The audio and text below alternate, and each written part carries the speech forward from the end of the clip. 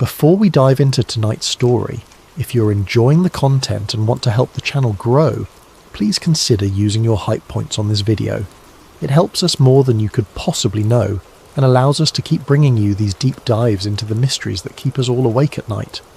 Also, if you'd like, drop a comment letting us know what time it is where you are and where in the world you're listening from. We absolutely love seeing where everyone is tuning in from. It's incredible to know we have listeners from every corner of the globe. Now, let's get into it. MK Ultra. The file. They never meant to find. The package arrived on a Tuesday morning in late October, the kind of grey Boston day when the sky pressed down like a wet blanket, and the smell of rain mixed with rotting leaves filled the air. Investigative journalist Eli Jones lived in a converted brownstone in Boston's South End 3rd floor, the kind of place where the radiators clanked all winter and the floorboards creaked with every step. His neighbours were the usual urban mix, a couple of grad students below him, a retired teacher across the hall who played opera too loud on Sunday mornings, and a rotating cast of young professionals who never stayed longer than their lease required. People kept to themselves here. That was the unspoken rule. You didn't ask questions. You didn't get involved. That morning Eli had been up since 5, working on a piece about defence contractor fraud. 3 cups of coffee deep and running on maybe 4 hours of sleep. At 42, he'd been doing this long enough to know that the best stories came from the documents nobody wanted you to see. The sources who called from payphones. The patterns that emerged when you stared at spreadsheets until your eyes burned. He'd built a reputation over 2 decades.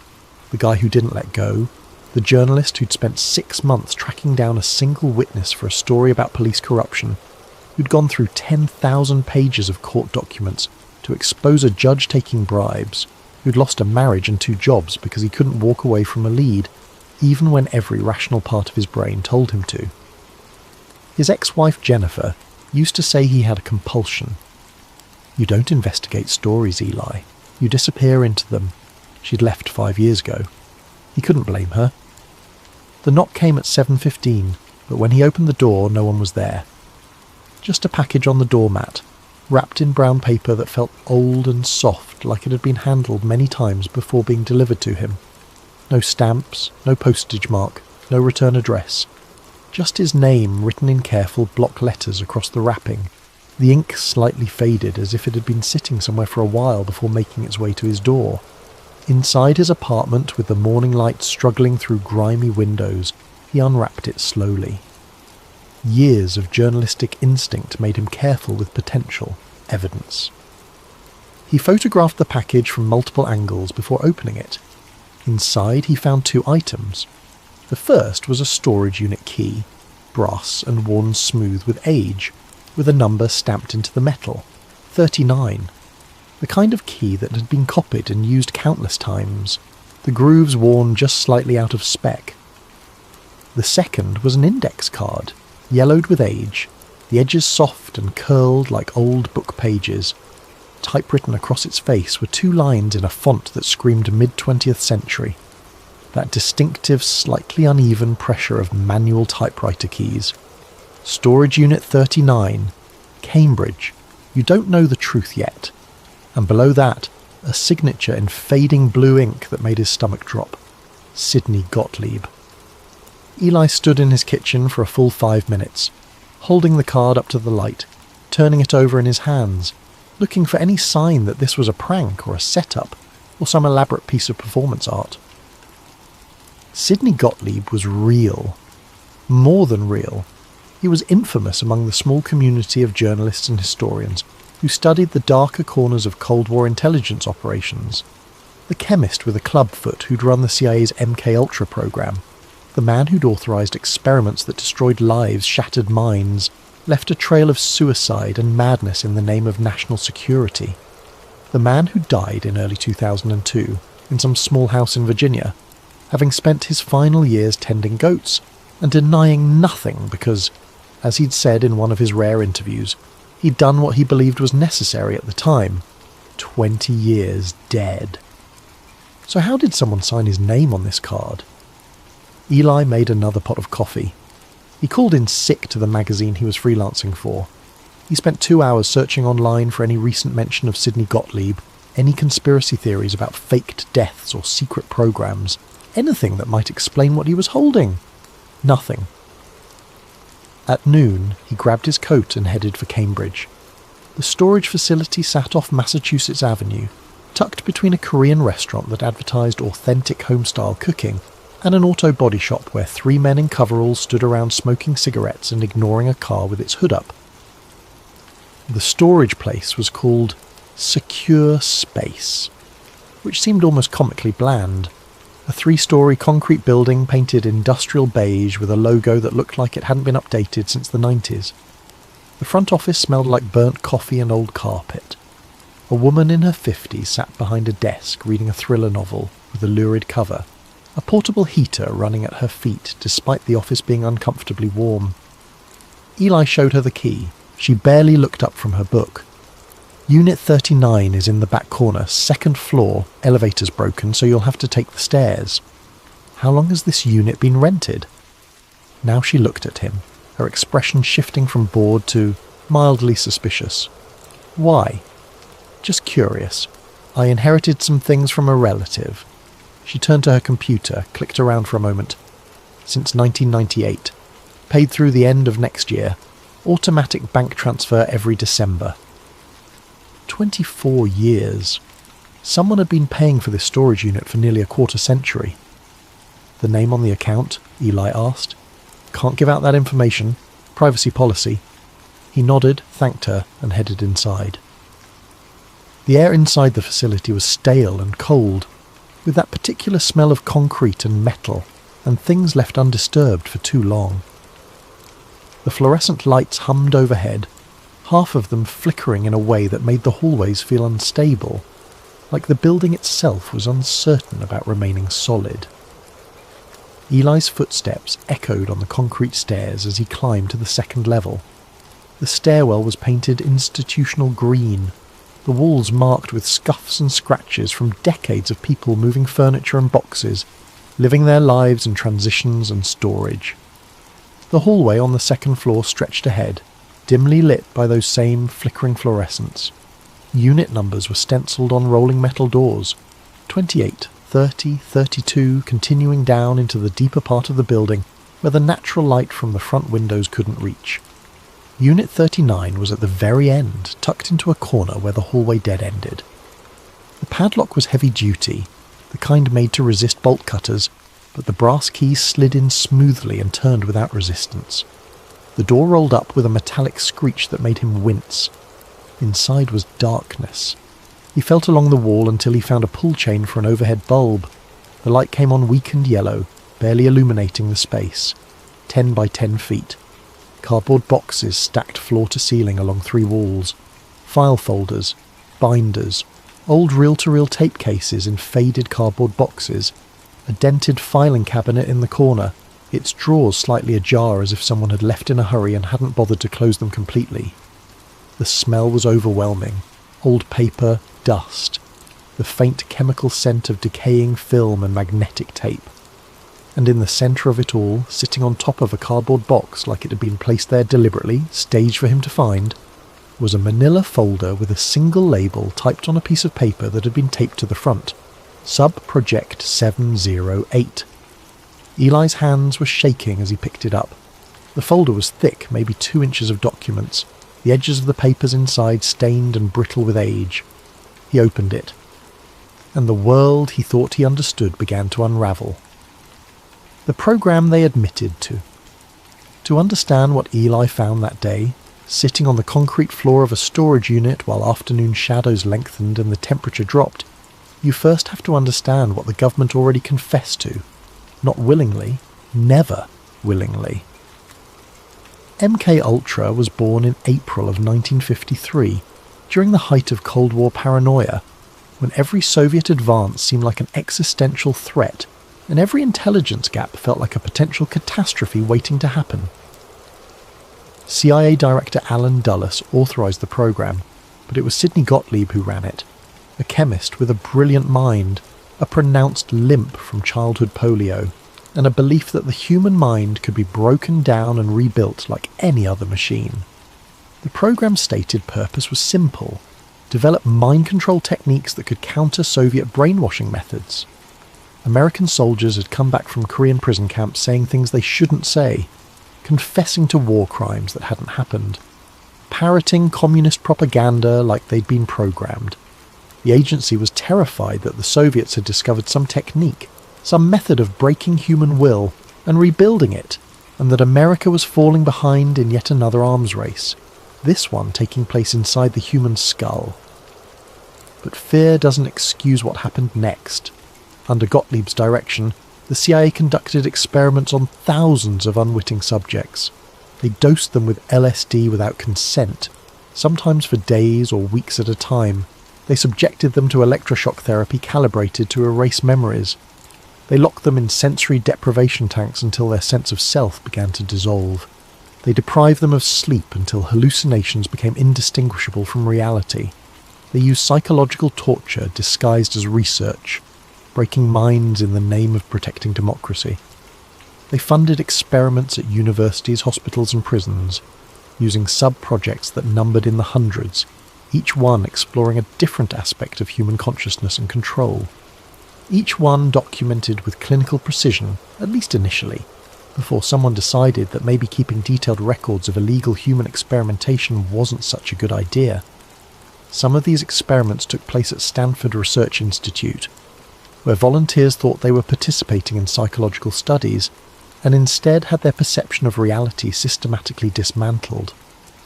Others at McGill University in Montreal, where a psychiatrist named Ewan Cameron developed something he called psychic driving, playing recorded messages to patients for weeks on end, sometimes while they were kept in drug-induced comas, until their personalities fragmented and reformed around whatever message was being drilled into their unconscious minds.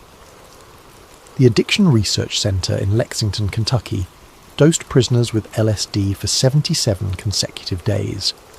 77 days of chemically induced psychological breakdown, and the prisoners were offered reduced sentences or extra privileges for participating, as if there was any real consent involved when the alternative was more years behind bars. Boston Psychopathic Hospital participated, so did dozens of other institutions, prestigious universities and respected medical facilities, lending their names and facilities to experiments that would later be recognised as torture. They documented some of it, not all of it, not even most of it, and then, in 1973, CIA Director Richard Helms ordered the files destroyed. Helms claims he did it to protect operational security, to keep sensitive intelligence methods out of enemy hands. Critics say he did it to protect himself and everyone else who'd authorised or conducted these experiments, to destroy evidence before congressional investigators could start asking uncomfortable questions about what exactly the agency had been doing with taxpayer money and human subjects. Either way, thousands of pages went into the incinerator, documents describing experiments, results, methodologies, subject names, all of it reduced to ash and smoke. But not everything burned. Some files survived because they were misfiled, stuck in the wrong drawer or under the wrong classification code when the destruction order came down. Others survived because someone decided they were worth keeping, someone who understood that history had a way of catching up with secrets. And some, like Subproject 708, survived because they were never officially part of the program to begin with. The file ELE found. Subproject 708 was not listed in any declassified CIA document. It did not appear in the Church Committee hearings of 1975, when Congress finally forced the agency to admit what it had done, and the nation learned that their government had been conducting mind control experiments on its own citizens. It was not mentioned in the presidential apology that followed. It was not mentioned in any of the lawsuits filed by victims or their families. It was not mentioned in any of the historical retrospectives, the academic papers, the investigative journalism pieces that had been written about MKUltra in the decades since. According to the official record, Subproject 708 never existed, but Eli was holding proof that it did. The binder he opened that first afternoon in the storage unit contained case files for 12 subjects, coded by number and constellation name. Aries 1 through Pisces 12. Each file included behavioural charts, psychological evaluations, handwritten notes from observers, and photographs, mostly children, ranging in age from 6 to 14 years old. The photographs were what made him feel sick. Black and white, slightly grainy, clinical in composition. Children standing against height-marked walls like they were being booked for crimes. Children sitting in chairs, electrodes attached to their scalps, their faces blank and passive. Children in what looked like hospital beds, restraints visible at the edges of the frame. Their eyes were what got to him. Not frightened, not angry, just empty. The kind of emptiness that comes from having given up, from having learned that resistance is pointless, from having been broken down so thoroughly that compliance becomes the only available survival strategy. One girl, maybe 8 years old, identified as Libra 3. She had dark hair cut short, like someone had done it without much care for how it looked. In the photo, she stared directly at the camera with an expression that was somehow worse than sadness. It was absence, like whoever she'd been before was already gone. The dates range from 1961 to 1963. The locations rotated between 3 primary sites: Fort Detrick in Maryland, a facility in rural Vermont that was only identified by a site number, and a private residence in upstate New York listed simply as Site Amber. Fort Detrick was real. Eli knew that much. The Army's Biological Warfare Center during the Cold War, the place where anthrax and botulism and God knows what else were weaponized. It was also, according to declassified documents, one of the testing sites for certain MKUltra experiments, though the details remained classified. But nothing in the public record mentioned children, nothing mentioned Project Constellation, and nothing mentioned what Eli found next, buried in the middle of the binder, a sub-file labelled Acquisition Protocol. The pages inside described in bureaucratic language that tried to make atrocity sound like policy, how the program obtained its subjects. They weren't volunteers, they weren't the adult prisoners or college students who'd participated in other MKUltra experiments. They were children removed from a government-run foster program in Massachusetts. The intake forms were meticulous: name, age, date of birth, case number from the foster system, medical history, psychological evaluation, and then a section marked Suitability Assessment, where someone had made notes in cramped handwriting. Subject displays appropriate vulnerability markers, limited family connections, history of institutional care, unlikely to be missed. 3 children were documented in detail. The forms listed their names, though those names had been partially redacted in some kind of after-the-fact attempt at privacy protection that seemed almost obscene given what had been done to them. All 3 were described as psychologically vulnerable and suitable for extended observation. All 3 were later reported to authorities as runaways from the foster system.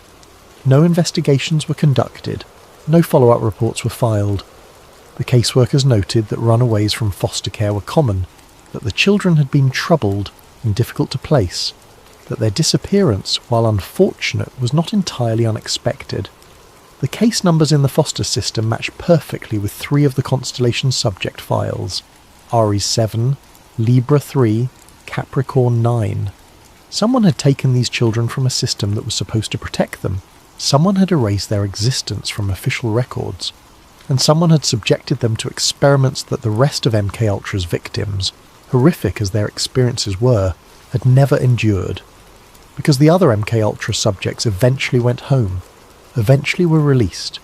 Eventually, decades later, some of them learned what had been done to them and were able to speak about it, to seek compensation, to tell their stories. These children never got that chance. Eli sat on the cold concrete floor of that storage unit for 2 hours, reading through file after file, his journalist training trying to maintain objectivity, while another part of him wanted to burn every page so he wouldn't have to know that this had happened in his country, in his state, in his lifetime. But he didn't burn anything. He took photographs of every page.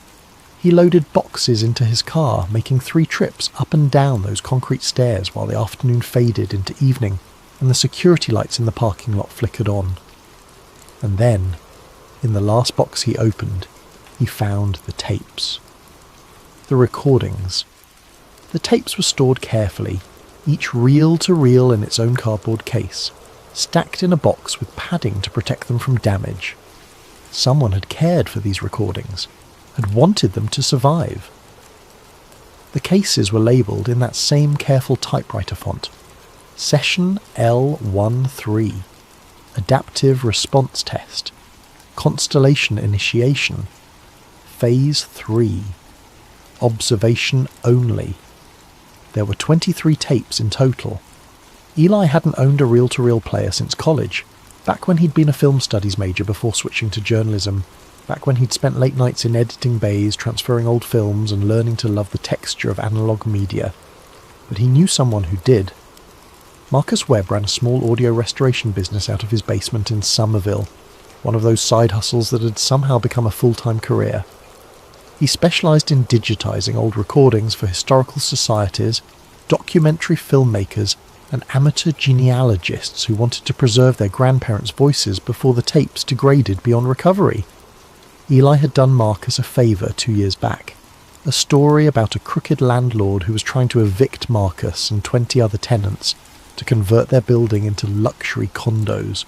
Eli's article had brought enough public attention that the landlord backed down and sold to a non-profit housing trust instead. Marcus answered on the second ring. "Eli, it's been a minute. What's going on?" "I need a favour. I've got some old reel-to-reel tapes that need to be digitised. Can I bring them by tonight?" "Tonight? Man, I've got a date at 8. Cancel it. This is important. I'll owe you." A pause. Marcus knew Eli well enough to understand that important meant something serious. How important are we talking? Potentially career-defining, potentially dangerous, definitely something you'll want to be able to say you were, part of when this all comes out. Another pause, longer this time, then, "Come over, but you're buying me dinner while we work." Marcus's basement was exactly what you'd expect from someone who'd turned nostalgia into a business model. Walls lined with vintage audio equipment, shelves full of carefully labelled tapes and records, a work table covered in wires and splicing equipment, and movie posters from the 70s covering every available wall space. Marcus himself was 35, rail-thin, with a beard he'd been growing since graduate school, and a collection of band t-shirts that seemed to only include groups that had broken up before he was born. He cleared space on the work table while Eli unpacked the first tape. "How old are these?" Marcus asked, examining the case. 60 years, give or take." Marcus whistled low. "These should have degraded by now. Magnetic tape doesn't last forever, especially not in random storage conditions. Someone took really good care of them." "Can you tell anything else about them?" Marcus held the case up to the light, squinting. "Professional quality recording based on the tape brand. This isn't consumer-grade stuff. This is what you'd use in a radio studio or a research lab. And the storage method..." He tapped the cardboard. "This padding, the way they're organised. Someone knew what they were doing. Someone wanted these to last." He threaded the first tape onto his machine with practiced efficiency, adjusting tension and speed. The machine was a beautiful restored Revox, all chrome and switches, the kind of equipment that had cost a fortune in its day and was now kept alive by enthusiasts like Marcus, who understood that some technologies were worth preserving. "Ready?" Eli nodded. Marcus pressed play. Static. The hiss of empty tape running for a few seconds. Then a voice, male, calm and professional, speaking with the kind of measured authority that suggested medical training or military experience. "Session L13, subject Aries 7, date October 12, 1962. Hypnotic induction, standard protocol. Subject has been prepared according to Phase 1 guidelines, proceeding with conditioning sequence." What followed was a hypnosis session. The voice guided the subject. Based on the breathing sounds, a child, through a series of relaxation exercises. The tone was soothing, almost paternal, which made it somehow worse. "You're feeling very relaxed now. Your arms are heavy. Your legs are heavy. You're safe here. You're comfortable. Nothing can hurt you when you listen to my voice." The breathing on the tape slowed, deepened. "Good. Very good. Now we're going to talk about special words. These words are just for you. When you hear these words, they mean something special. Can you listen carefully?"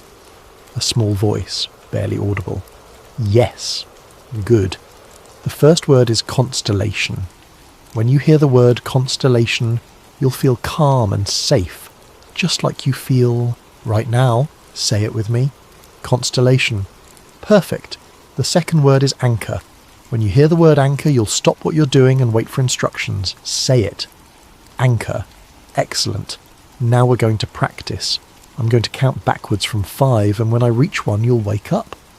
But you won't remember this session. You won't remember my voice or these words. They'll be buried deep inside, waiting.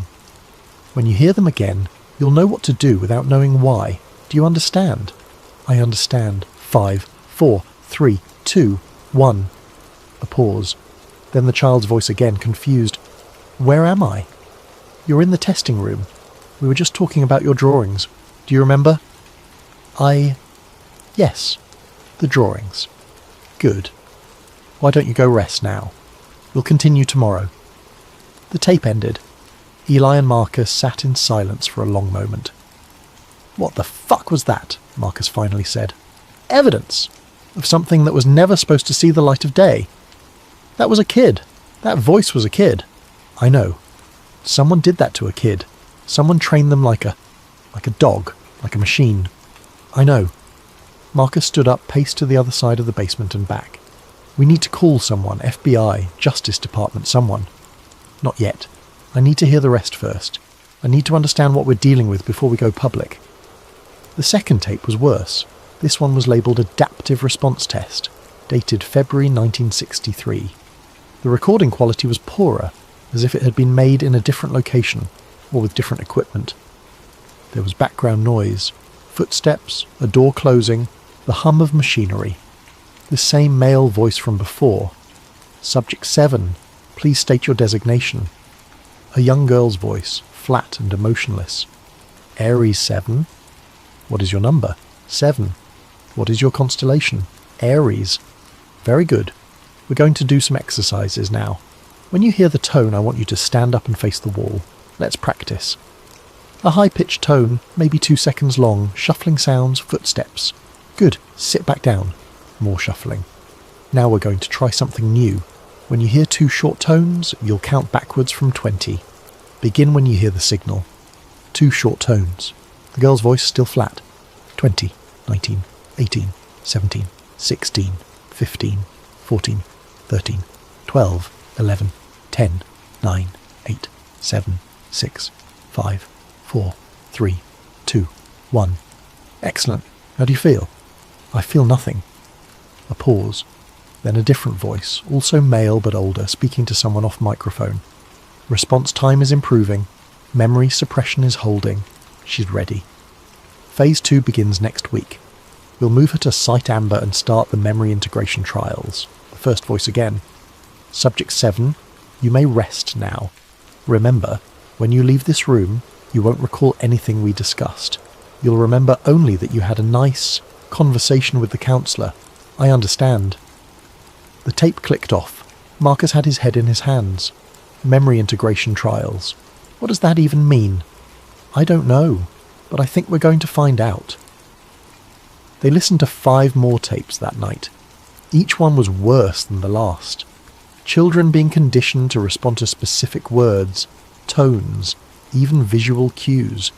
Children describing dissociative states in clinical detail. Children who spoke in monotones about their own conditioning like they were observing it from outside their bodies. And through it all, that calm male voice, never angry, never impatient, treating the systematic destruction of young minds like it was just another job to be done well. It was after midnight when they reached the tape labelled with red ink, "Do not file, destroy after playback." The recording was short, less than 3 minutes. A single voice, male, whispering urgently like he was afraid of being overheard. If this ever gets out, it ends the agency, not just the program, the whole thing. Congress will tear us apart. Helms knows it. Dulles knew it. That's why we moved everything off the official logs. That's why 708 doesn't exist on paper. Static crackled. Then quieter. We're using techniques that go beyond anything authorised. The dissociation protocols, the long-term conditioning, the memory compartmentalisation. This isn't research anymore. We're creating something that's never existed before. And the subjects, Christ, the subjects are children. If the press gets wind of this, if the families figure it out, if even one of those kids remembers what we did, more static, Gottlieb wants to shut it down. He's worried we've gone too far, that we're creating something we can't control, but the results are undeniable. We've achieved sustained behavioural modification in 87% of subjects, long-term memory suppression in 93%. If we can replicate this at scale, if we can refine the protocols... The tape cut off abruptly, like someone had physically stopped the recording. Eli checked the case.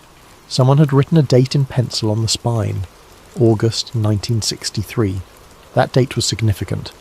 In August of 1963, CIA Director John McCone had ordered that certain MKUltra files be moved off official logs and stored separately. It was part of a broader effort to compartmentalize the program, to create plausible deniability if anything ever came to light. Subproject 7, 08 it seemed, had been so sensitive that it was compartmentalized even within that compartmentalized system. "We should stop," Marcus said. His face was pale and he'd stopped making eye contact with Eli halfway through the last tape. "We should call someone now. There are 18 more tapes. I don't want to hear them. I know, but I need to. I need to understand the full scope before I write this story. This isn't a story, Eli. This is... I don't even know what this is. Evidence of crimes against humanity? A smoking gun? What are you supposed to do with something like this? Expose it. Make sure everyone knows what was done. Make sure it can never happen again." Marcus laughed, but there was no humour in it. "You really think it's not still happening? You think this was unique? Programs like this don't just stop." Eli didn't have an answer for that. They called it a night at 2 a.m. Marcus made copies of everything they'd digitized so far, storing them on multiple hard drives with redundant backups. Years of working with historical preservation had made him paranoid about data loss. "If anything happens to you," Marcus said as Eli was leaving, "I'm going to the press with all of this. I'm going to every newspaper, every TV station, every website that will listen. Nothing's going to happen to me. Promise me anyway. I promise." Eli drove home through empty streets, the boxes of tapes and documents secured in his trunk. Boston at 2 a.m. was a different city. Quiet, almost peaceful. The kind of place where you could believe that terrible things weren't happening just beneath the surface of normal life. But he knew better now. He'd heard the tapes, he'd seen the photographs, and he was beginning to understand that some truths, once learned, couldn't be unlearned. The intersection. Over the next week, Eli barely slept. He dove deeper into the files, cross-referencing names and dates with everything he could find in the public record. His apartment became a command centre, walls covered with photocopies and printouts, timelines mapped out on poster boards, connections drawn with red string like something out of a conspiracy thriller. Except this wasn't fiction. This was real. He reached out to former CIA officers, the few who'd broken ranks over the years and were willing to talk about what they'd seen. He contacted historians who specialised in Cold War intelligence operations. He tracked down activists who'd spent decades fighting for MKUltra victims, trying to get them compensation and recognition for what had been done to them. One name kept coming up: Victor Marchetti. Marchetti was a former CIA officer who'd worked in the agency during the 60s and early 70s, rising to the position of executive assistant to the deputy director. In 1974, he'd broken ranks and published The CIA and the Cult of Intelligence, one of the first books to expose agency operations to public scrutiny. The agency had tried to stop publication, marking more than 300 passages for deletion under national security laws. Marchetti fought them in court and won, though the published version still had deletion marks throughout, showing readers exactly what the government didn't want them to know. In the years since, he'd become something of an elder statesman in the intelligence whistleblower community, respected by some, reviled by others, always willing to talk about the things he'd seen that still bothered him decades later. Eli found him living in Virginia, outside Richmond, in a modest house with a garden that suggested retirement had been treating him well. He was 88 now, but his voice on the phone was strong and clear. "An investigative journalist wants to talk about old CIA programs," Marchetti said when Eli called. "Let me guess, you found something. Something that wasn't in the public releases." "How did you know?" "Because I'm still alive. If you were just rehashing the official story, you wouldn't need to talk to me. The fact that you're calling means you've got something new, something they still care about keeping buried." They spoke on the phone for 2 hours that first time. Eli didn't reveal everything. He'd learned long ago to protect his sources and methods, but he sketched out enough for Marchetti to understand what he was dealing with. "Subproject 708, Marchetti repeated when Eli mentioned the number. "Never heard it. But that doesn't mean it didn't exist. There were programs within programs, operations that only a handful of people knew about. If you're telling me they were running conditioning experiments on children, I believe you. I saw enough to know that nothing was off the table." "Did you ever hear about something called Project Constellation?" Eli asked. A long pause. In the background, Eli could hear birds singing. A peaceful retirement afternoon in Virginia, except they were discussing child abuse and psychological torture. "No," Marchetti finally said. "But there were rumours. This would have been late 60s, maybe early 70s. I heard whispers about a long-term program, something that involved subjects who were monitored for years after the initial conditioning. The idea was to see if the effects persisted, if they could be reactivated later. I never saw documentation. No one who talked about it would admit to knowing details, but people talked." "Who ran it?" "Had to be Gottlieb's people. He was the only one with the authority and the institutional protection to pull something like that off. Dulles protected him. Helms protected him. Even McCone, who supposedly cleaned house when he took over, let Gottlieb keep running his experiments. Why? Because it worked. Because whatever objections anyone had about ethics or legality, the results were compelling enough that people looked the other way.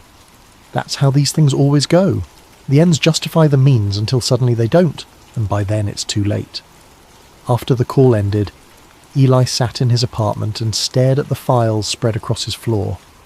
He thought about the children in those photographs, thought about what had happened to them after the program supposedly ended, thought about whether anyone had ever checked to see if they were okay, if they'd survived, if they'd been able to build anything resembling normal lives. He went back to the files and started looking for outcomes. Most of the Constellation subject files ended in 1963 or 1964, with final notations like subject transferred or observation concluded. No details about where they were transferred to or what observation concluded actually meant. But one file was different.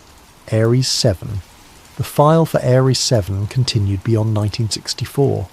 There were periodic check-ins, psychological evaluations conducted under false pretenses, incident reports that suggested someone had been monitoring the subject into adulthood. The check-ins happened every few years. 1968, 1972, 1981, 1989. Each one documenting the subject's location, employment status, relationships, mental health. Like the program had never really ended. It had just gone dormant, watching and waiting. The last entry was dated April 1997. It described a violent episode in a small town in New Hampshire. Ares 7, now an adult living under their original name, had experienced what local newspapers described as a psychotic break. The incident involved a confrontation at a grocery store, erratic behaviour, claims of hearing voices giving specific instructions. Police were called. The subject was hospitalised for 3 days, then released. The official diagnosis was brief psychotic disorder, stress-induced. Medication was prescribed, follow-up care was recommended, and that would have been the end of it. Just another sad case of mental illness in small-town America, except for what Eli found attached to the hospital report. A handwritten note on CIA letterhead, dated 1 week after the incident. Trigger phrase confirmed effective after 34 years. Subject responded to auditory cue exactly as predicted. Memory suppression protocols remain intact. Subject has no conscious recall of program participation. Recommend continued observation. Long-term viability of conditioning confirmed. Eli read it 3 times, his hand shaking. He had reactivated the conditioning. More than 3 decades after the program supposedly ended, someone had tracked down Ares 7, now a middle-aged adult trying to live a normal life, and had deliberately triggered the psychological programming that had been implanted when they were a child, just to see if it still worked. It did. And someone had documented the results like it was a successful experiment, rather than evidence of ongoing psychological torture. Eli stood up and walked to his window, looking out at the Boston street below. Normal people living normal lives, going to work, getting coffee, complaining about the weather, having no idea what their government had done was perhaps still doing to its own citizens. He thought about going public immediately, calling every journalist he knew, uploading the documents to every whistleblower site he could find, making sure this couldn't be buried again. But his training told him to wait, to build the case properly, to understand the full scope before making any moves. He went back to the files and kept digging. The knock on the door, 3 days after Eli started organising the files into a coherent narrative for publication, someone knocked on his door. It was 4 in the afternoon, one of those late November days when dusk comes early and the light takes on a bruised quality, yellow and grey at the same time. Eli had been working for 10 straight hours, surviving on coffee and crackers, lost in the details of case files and cross-reference timelines. The knock was firm, official. The kind of knock that comes from someone who expects the door to be opened. Eli looked through the peephole. 2 men in dark suits stood on his stoop, hands clasped in front of them, expressions neutral. They had that particular quality that screamed federal employee. Too well-groomed, too bland, too deliberately unremarkable. He opened the door but left the chain on. "Can I help you?" The taller of the 2 men smiled. It was the kind of smile you practice in a mirror, calculated to seem friendly while conveying no actual warmth. "Mr. Mercer, we're with a federal contracting firm that handles record preservation for various government agencies. We understand you may have come into possession of some historical materials that technically belong to the government. I'm a journalist. I come into possession of a lot of materials. These would be specific documents related to Cold War-era programs, CIA materials, classified materials that were never properly declassified despite their age." "I don't know what you're talking about." The man's smile didn't waver. "We're not here to cause problems, Mr. Mercer. We're authorised to retrieve these materials and ensure they're properly archived. There's no punishment involved, no charges. We just need the documents back." "Archived?" Eli repeated. "You mean destroyed?" "We prefer the term secured. These documents contain sensitive information, even after all these years. Unauthorised access to them could pose national security concerns." National security? Right. Because God forbid people learn what their government did to children in the name of fighting communists. The second man spoke for the first time, his voice flat and bureaucratic. "Mr. Mercer, we're trying to handle this quietly, but if necessary, we can obtain a warrant and make this much more complicated for everyone involved. We're asking nicely. Turn over the materials and this goes away. You can go back to your work. We can go back to ours. No one needs to know this conversation happened." "And if I don't?" The taller man's smile finally faded. "Then we stop asking nicely. Then we start looking into tax returns and financial records and professional licensing. We start talking to your editors and your sources. We make your life very difficult in ways that are perfectly legal and impossible to fight. That's a threat. That's a reality. You're holding materials that you weren't authorised to possess. We're offering you a way out. I'd suggest you take it. Get off my property." The 2 men looked at each other. Some unspoken communication passed between them. Then they both nodded to Eli and walked down the steps without another word. Eli closed the door and locked it, his heart pounding. He went to his window and watched them get into a black sedan parked across the street. They sat there for 10 minutes, just waiting, making sure he saw them. Then they drove away. He immediately called Marcus. "I need you to make copies of everything we digitised.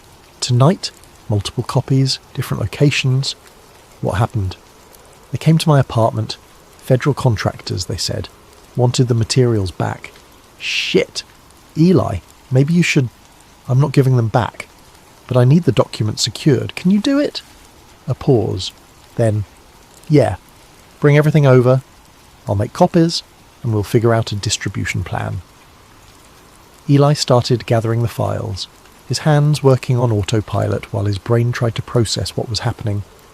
They'd found him within a week, which meant either the storage facility had alerted someone, or his phone calls to former CIA officers had triggered some kind of monitoring system, or the whole thing had been a setup from the beginning. What if someone wanted these files to be found? What if the package, the key, the signature, what if all of it was deliberate? But why? What purpose would it serve to leak evidence of crimes and then try to take it back? He didn't have answers. He just knew he needed to move fast. The storage facility called his cell phone as he was loading boxes into his car. "Mr. Mercer, this is Janet from Cambridge Self-Storage. I need to inform you that some men were here this morning with a federal warrant. They cleared out Unit 39. His heart sank. What did they take? Everything. The whole unit. They brought a truck. It took them about 2 hours to load it all up. They were very thorough. Did they leave anything? Let me check the log. Papers rustling. Yeah, actually. They left one item. A card. The manager said it seemed deliberate, like they wanted you to know they'd been there. I'll be right there." He drove to Cambridge in a daze, the implications settling over him like a weight. They had the original documents now. Everything he had were copies, photographs, digital files, still valuable, still publishable. But without the originals, proving authenticity would be harder. The unit was empty when he got there, just bare concrete walls and floor. In the centre of the space, sitting exactly where he'd found the first folder, was the index card. The same card, the same yellowed paper, the same signature, Sidney Gottlieb. But this time, there was something written on the back, in fresh ink, black and sharp. You were always part of this. Eli stood in that empty storage unit for a long time, holding the card, trying to understand what it meant. The hidden tape. That night, Eli tore his apartment apart. He went through every box he'd brought back from the storage unit, every file he'd photographed, every note he'd taken. He was looking for anything he might have missed, any piece of evidence the contractors might not have found, anything that would help him make sense of what was happening. At 3 a.m, exhausted and running on pure adrenaline, he found it. The binder that had contained the Subproject 708 files was sitting on his couch, where he'd left it after photographing the contents. He picked it up to put it away and felt something shift inside the spine. He'd assumed the binder was empty now, all its contents photographed and catalogued. But the spine felt heavier than it should. He examined it closely. The interior lining was foam padding, common in archival binders to protect documents. But one section felt different. He pressed on it and felt something hard underneath. Using a knife, he carefully cut away the foam lining. Inside was a small cassette tape, the kind used in handheld recorders in the 80s and 90s. It had been pressed flat into a carved-out space in the foam, hidden so well that he'd handled the binder dozens of times without noticing. Its label read simply, "End Condition, Audio Only." His hands were shaking as he found an old cassette player in the back of his closet. He pressed play. Static. Then a voice. Male. Calm and measured. Not the voice from the other tapes. Someone older. If you're hearing this, the program still works. You were selected because of your ability to uncover information, to pursue leads, to ask questions that others wouldn't ask. These are useful traits. These are traits we cultivated. Eli's breath caught in his throat. The voice continued. Your involvement was not accidental. Your discovery of these files was not coincidental. We've been watching you for a very long time, Eli. Since you were a child. Since before you became a journalist. Since before you knew what questions to ask. A second voice now. Female. Older. With an accent he couldn't place, but that somehow felt familiar. Like something from a dream he couldn't quite remember. Eli, your father was part of Subproject 708. He was not a subject. He was an administrator. He worked at Site Amber from 1961 to 1964, managing intake and behavioural assessments. He was good at his job, very good, He understood what we were trying to accomplish. Eli's vision went blurry. He sat down hard on his couch. The female voice went on, relentless. When the program was shut down, or rather, when it was officially shut down, your father was relocated, given a new identity, a new life. He was told the program had ended, that his work was classified but complete. He spent the rest of his life believing that. He died believing he'd left it all behind, the male voice returned. But programs like this never truly end, Eli. They evolve, they adapt, and sometimes they select new participants from the children of those who came before. You were always going to find this. The question was never if, only when, only whether you'd been properly prepared. The tape clicked off. Eli sat frozen, the cassette player still running, producing nothing but empty static. His father, who had died when Eli was 15. His father, who had always been quiet about his work, always deflecting questions about his past. His father, who had encouraged Eli to ask questions, to seek truth, to never accept the official story. His father, who had worked at a place called Sight Amber, doing God knows what to children. Eli's stomach churned. He stood up, walked to the bathroom and vomited. When he came back, he made himself listen to the tape again, and again, trying to find some flaw, some indication that it was a fabrication, a psychological operation designed to break him. But he couldn't. The voices sounded genuine, the details were too specific, and worse, the female voice was familiar in a way that suggested he'd heard it before, long ago in circumstances he couldn't quite remember. He thought about his childhood, tried to remember if there had been anything unusual, any gaps in his memory, any experiences that seemed strange looking back. And he found them. Small things. A hospital stay when he was 7 that his mother had always described as routine testing, but that he couldn't quite remember. Dreams he'd had as a child, vivid and recurring, about rooms with white walls and voices asking him questions. A fear of certain sounds, high-pitched tones, specific combinations of notes that he'd never been able to explain. He'd always assumed these were just quirks of memory, the kind of strange half-recollections everyone has from childhood. But what if they weren't? The medical record. Dawn was breaking when Eli finally moved from the couch. His body felt heavy, like he was moving through water. He made coffee but couldn't drink it. Stood at his window watching the city wake up, watching normal people start their normal days. Then he remembered. His father's belongings. The boxes that had been sitting in his closet for 20 years, untouched since his mother had sent them after his father's funeral. Eli had been in college then, too overwhelmed with grief to go through them. Later, after graduation, after his career took off, he'd kept meaning to sort through them, but never quite found the time. Or maybe, some part of him had known not to look too closely. The boxes were in the back of his bedroom closet, covered with dust. 3 cardboard boxes labelled Dad's Things in his mother's handwriting. He opened them methodically, forcing himself to be thorough. Clothes that still smelled faintly of his father's cologne, books about history and government, a watch that had stopped working years ago, photo albums from before Eli was born. In the second box he found a manila envelope marked Medical Records, Confidential. His hands were shaking as he opened it. Inside was a file from Boston Children's Hospital, dated 1992. Eli would have been 7 years old. The file was thick, maybe 30 pages of forms and evaluations and test results.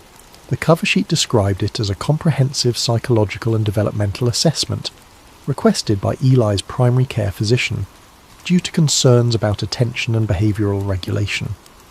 Eli didn't remember having any such concerns.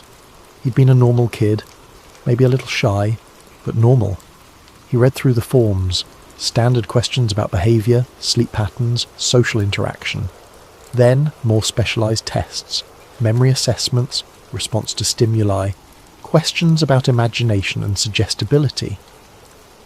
The evaluating physician was listed as a specialist in child development. The name meant nothing to Eli. but the signature on the final page made his skin crawl. It was precise, careful, the same handwriting he'd seen on notes throughout the Constellation subject files. At the bottom of the final page, stamped in faded blue ink, was a symbol he recognised immediately. A circle with 12 points. The Constellation symbol. Below it, a designation. Candidate 13. And below that, a note in handwriting he now recognised as his father's. Subject displays high susceptibility to guided narrative construction and information-seeking behaviour. Pattern recognition skills above age-appropriate levels. Recommend continued passive observation. Further assessment at ages 14 and 21. Activation protocols to be determined pending behavioural development. Eli read it 5 times. 10 times. His father had written this. His father had evaluated him like he was a test subject. His father had recommended continued observation. Continued observation meant someone had been watching him for years, maybe his entire life. He thought about every major decision he'd made, his choice to become a journalist, his focus on investigative work, his obsession with uncovering hidden truths about government programs, the instinct that drove him to pursue stories even when they became dangerous, even when everyone told him to let them go. Had any of it been his choice? Or had he been conditioned from childhood to follow this exact path, to develop these exact skills, to serve some purpose he still didn't fully understand? He looked at the medical file again, flipped through the pages one more time looking for anything he'd missed. And there, tucked into the back of the file, he found a photograph. It showed him at 7 years old, sitting in what looked like a hospital room. He was drawing something, crayons spread out on a table in front of him. Behind him, partially visible in the background, was a woman in a white coat. Her face was turned away from the camera, but something about her posture, the way she stood, was familiar. He looked closer. On the wall behind her, barely visible, was a poster. The image was too small to make out clearly, but the shape was unmistakable. A constellation, 12 points arranged in a circle. The same symbol from the files, the same symbol stamped on his medical records. Eli sat on his bedroom floor, surrounded by his father's belongings, and tried to piece together a truth that was almost too vast to comprehend. The key had been sent to him deliberately. The storage unit had been maintained for decades, waiting. The signature had been left as a message, not from Sidney Gottlieb, but from whoever had continued his work. They had wanted him to find the files. They had wanted him to uncover Subproject 708.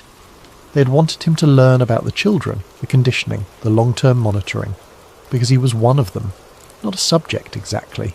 Something else, something new, a second generation. The child of an administrator who had been enrolled in the program himself, evaluated and observed and shaped from childhood to become exactly what he'd become. An investigative journalist obsessed with uncovering government secrets. Someone who would inevitably find these files and pursue the truth no matter the cost. Someone whose entire life might be an experiment in whether the conditioning could be passed down, whether the traits could be cultivated without the brutal methods used on the original subjects. The final realization. Eli spent the next 2 days barely moving from his apartment. He didn't eat.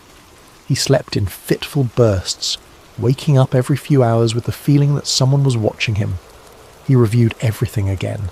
Every file, every tape, every note, looking for confirmation or refutation of what he'd learned. The evidence was compelling, but not definitive. The medical file could be legitimate concern about a child's development. The photograph could be coincidence. His father's note could be... No, he couldn't lie to himself anymore. He thought about every major decision he'd made in his life. Tried to trace the origins of his interests, his obsessions, his compulsions. When had he first become interested in government secrets? Had it been after reading a book in high school, or had someone suggested that book? Had it been after seeing a documentary, or had someone made sure he saw that documentary? When had he decided to become a journalist? Had it been his own choice, or had his high school guidance counsellor steered him toward it? And who had recommended that counsellor? How many of his choices had actually been his own? The worst part was the uncertainty. He could never know for sure. Even if he spent the rest of his life analysing every decision, every influence, he could never be certain which thoughts were his and which had been planted. That uncertainty was worse than any definitive answer could be. He looked at his phone, at the contacts list of sources and editors, at the draft of the article he'd been preparing about Subproject 708. He could still publish it. He should publish it. The world deserved to know what had been done, what might still be being done. But what if publishing it was exactly what they wanted? What if his entire life had been preparation for this moment? What if the whole point of the experiment was to see if he would uncover the truth and expose it, proving that the conditioning worked not just on individuals but across generations? He thought about the index card left in the empty storage unit. You were always part of this. And he realised with a clarity that felt like ice water in his veins. Whoever sent him the key knew everything. They knew his history. They knew his father's history. They knew about the childhood evaluations, the passive observation, the decades of monitoring. They had been watching him for 37 years, waiting to see if the conditioning would hold, waiting to see if he would do exactly what he'd done. Find the files, read the documents, listen to the tapes, discover the truth about Subproject 708 and about himself. And in discovering it, prove that the program worked. Prove that you could shape a human life from childhood, cultivate specific traits and obsessions, guide someone down a predetermined path without them ever knowing they weren't making their own choices. The decision. Eli Jones sat in his apartment as November faded into December, surrounded by evidence of a conspiracy that had never truly ended, and realised he might never know which thoughts were his own, and which had been planted there decades ago by men in white coats who believed the mind was just another machine to be programmed. The worst part wasn't the uncertainty. The worst part was that, even knowing all of this, even understanding that he might be a puppet dancing on strings he couldn't see, he was still going to publish the story. Because that's what they had made him to do. Or maybe it was what he'd chosen to do, and they'd just known him well enough to predict it. Or maybe there was no difference anymore. He looked at the draft article on his laptop. 10,000 words documenting Subproject 708, the Constellation Children, the decades of monitoring, all of it backed up by photographs of documents and digital copies of tapes. Enough to cause a scandal, enough to trigger investigations, enough to force the government to admit to crimes that went beyond even the acknowledged horrors of MKUltra.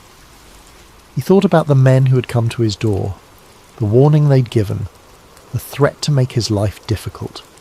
They could have silenced him. They could have made him disappear. But they hadn't, because maybe they didn't need to. Maybe they already knew how this would end. His phone rang. Marcus. Have you made a decision? I'm publishing it. Even knowing, especially knowing, if I don't publish because I'm afraid I'm being manipulated, then they've won anyway. At least this way the truth gets out. At least people will know what was done. And if you're doing exactly what they want, then maybe what they want and what should happen are the same thing. Maybe that's the point. Maybe the whole experiment was to see if they could create someone who would expose the truth, even if it destroyed them. A long pause, then, when? Tomorrow. I'll send it to every outlet that might publish it. Major papers, independent journalists, whistleblower sites, all at once, make it impossible to suppress. Be careful, Eli. It's too late for careful. He hung up and went back to the article. Read through it one more time, making sure every claim was supported, every source was documented, every detail was as accurate as he could make it. Then he looked at the index card one final time. The signature, the message on the back. You were always part of this. And he realised something that made him laugh, though there was no humour in it. They were right. He had always been part of this. But that didn't mean he had to be what they wanted him to be. Maybe they'd shaped him to uncover secrets. Maybe they'd cultivated his obsessive pursuit of truth. Maybe they'd even known he would eventually discover his own connection to the program. But they couldn't control what he did with that knowledge. They couldn't control whether he chose to see himself as a victim or as someone who could use their own methods against them. They couldn't control the story he would tell. Eli opened his laptop and added one final section to the article, a personal note at the end describing his own possible connection to the program, his father's role, the medical records, the childhood photographs, the possibility that he himself was a subject or candidate, or whatever term they'd used. He included the photograph from his medical file, his 7-year-old self drawing with crayons, unaware that he was being evaluated like a laboratory animal. He wrote, "I may never know if my interest in this story was truly my own, or if I was conditioned from childhood to pursue exactly this type of investigation. I may never know if my entire career has been an extension of an experiment that began before I was born. But I do know this. The children in these files deserved better. They deserve protection, not exploitation. They deserve childhoods, not conditioning. And they deserve to have their stories told, even if telling them serves someone else's purpose. Even if I'm exactly what they made me to be, I can still choose to use that to expose what they did.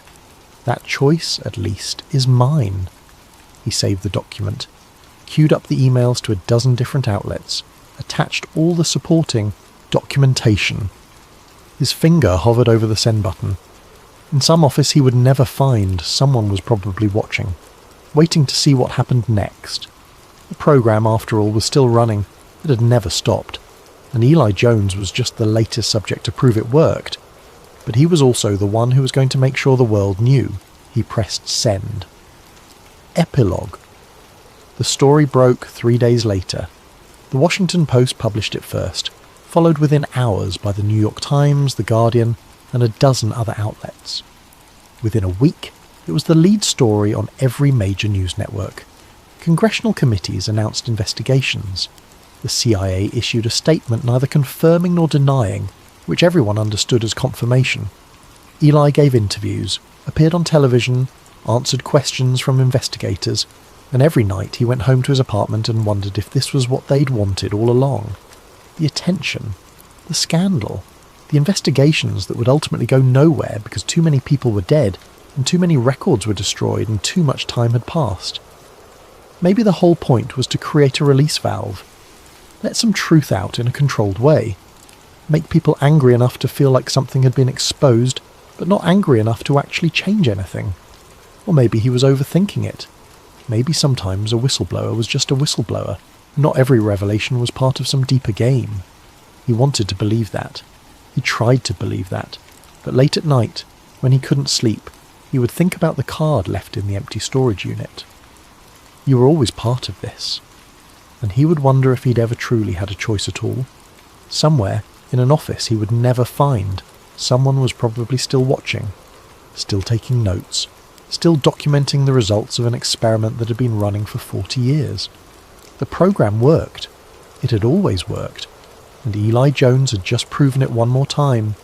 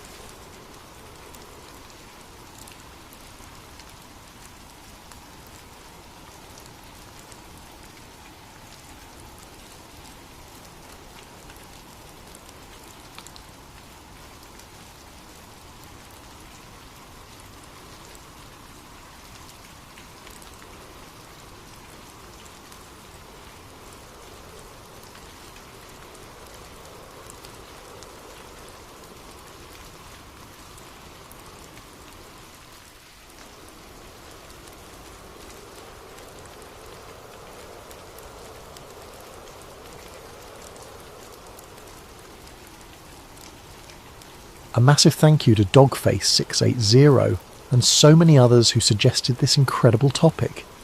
Your video ideas keep this channel going. If you have suggestions for future videos, please drop them in the comments below. Now, let's dive into one of the most chilling government experiments you've never heard of. Some secrets don't get buried, they get frozen. In March 2004, something happened inside a sealed laboratory at Sandia National Laboratories in New Mexico. The official record says nothing. The budget documentation lists a single line item: Applied Chronophysics Integration. The project lead, a brilliant Air Force physicist named David Lewis Anderson, walked into a temporal containment field for a routine 10-minute test. That was 21 years ago. For Anderson, those 10 minutes still haven't ended. This is the story of how the United States military accidentally trapped a man in time and why they might never be able to bring him back. March 1999, Rome, New York. The Air Force Research Laboratory at Griffiths Air Force Base didn't look like the kind of place where reality could be rewritten. Low brick buildings, chain-link fences, security badges that beeped at turnstiles. It was the kind of facility that processed grants for satellite communication upgrades and radar improvements, the unglamorous backbone of military research. David Lewis Anderson worked in Building 7, 3rd floor, in an office that smelled like burnt coffee and ozone. At 32, he was one of the youngest civilian physicists on the USAF Time-Related Research Program, a division so obscure that most airmen on the base didn't know it existed. Anderson's specialty was electromagnetic field manipulation, specifically how rotating magnetic fields affected subatomic particles in ways that classical physics couldn't quite explain. He'd noticed something strange during a routine particle confinement experiment. Decay rates inside his toroidal field chamber were slightly slower than they should have been.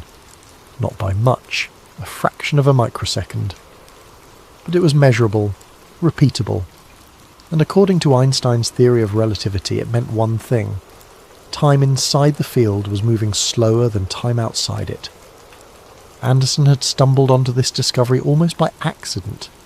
He'd been running experiments on particle containment for the better part of 2 years, trying to develop more efficient methods for stabilizing unstable isotopes.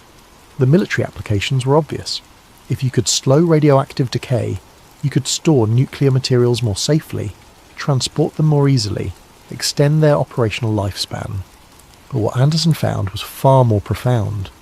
He'd been using cesium-137, a radioactive isotope with a half-life of about 30 years, as his test subject. Standard procedure was to measure the decay rate both inside and outside the containment field to ensure the field wasn't interfering with the isotope's stability, except the decay rate inside the field was consistently slower. At first, Anderson thought it was measurement error. He recalibrated his instruments. He ran the test again and again. The results were identical every time. The cesium inside the field was decaying more slowly than it should. Not dramatically, we're talking fractions of microseconds, but consistently, measurably slower. Anderson knew what this meant. Radioactive decay is one of the most consistent processes in nature, a fundamental clock that ticks at the same rate regardless of temperature, pressure or chemical environment. The only thing that can change decay rates is time itself.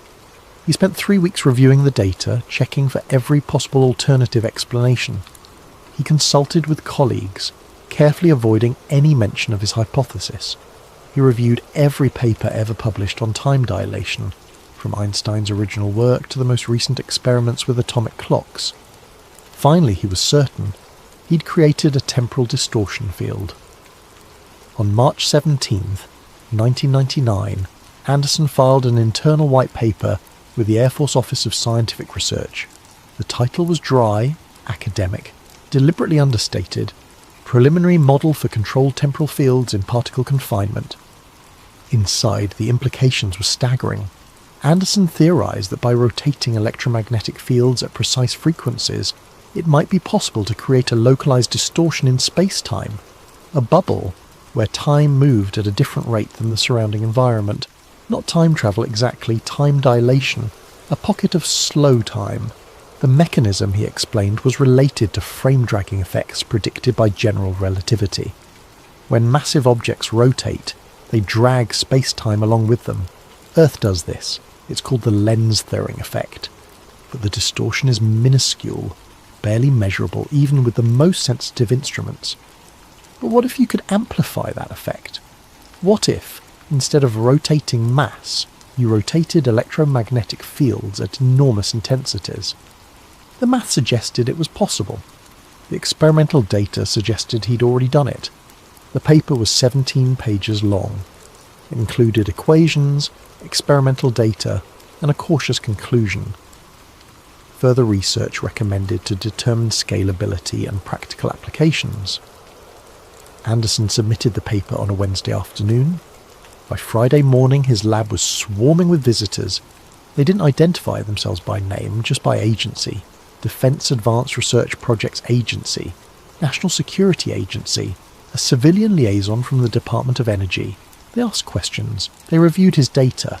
They examined his equipment with the kind of intensity that made Anderson deeply uncomfortable.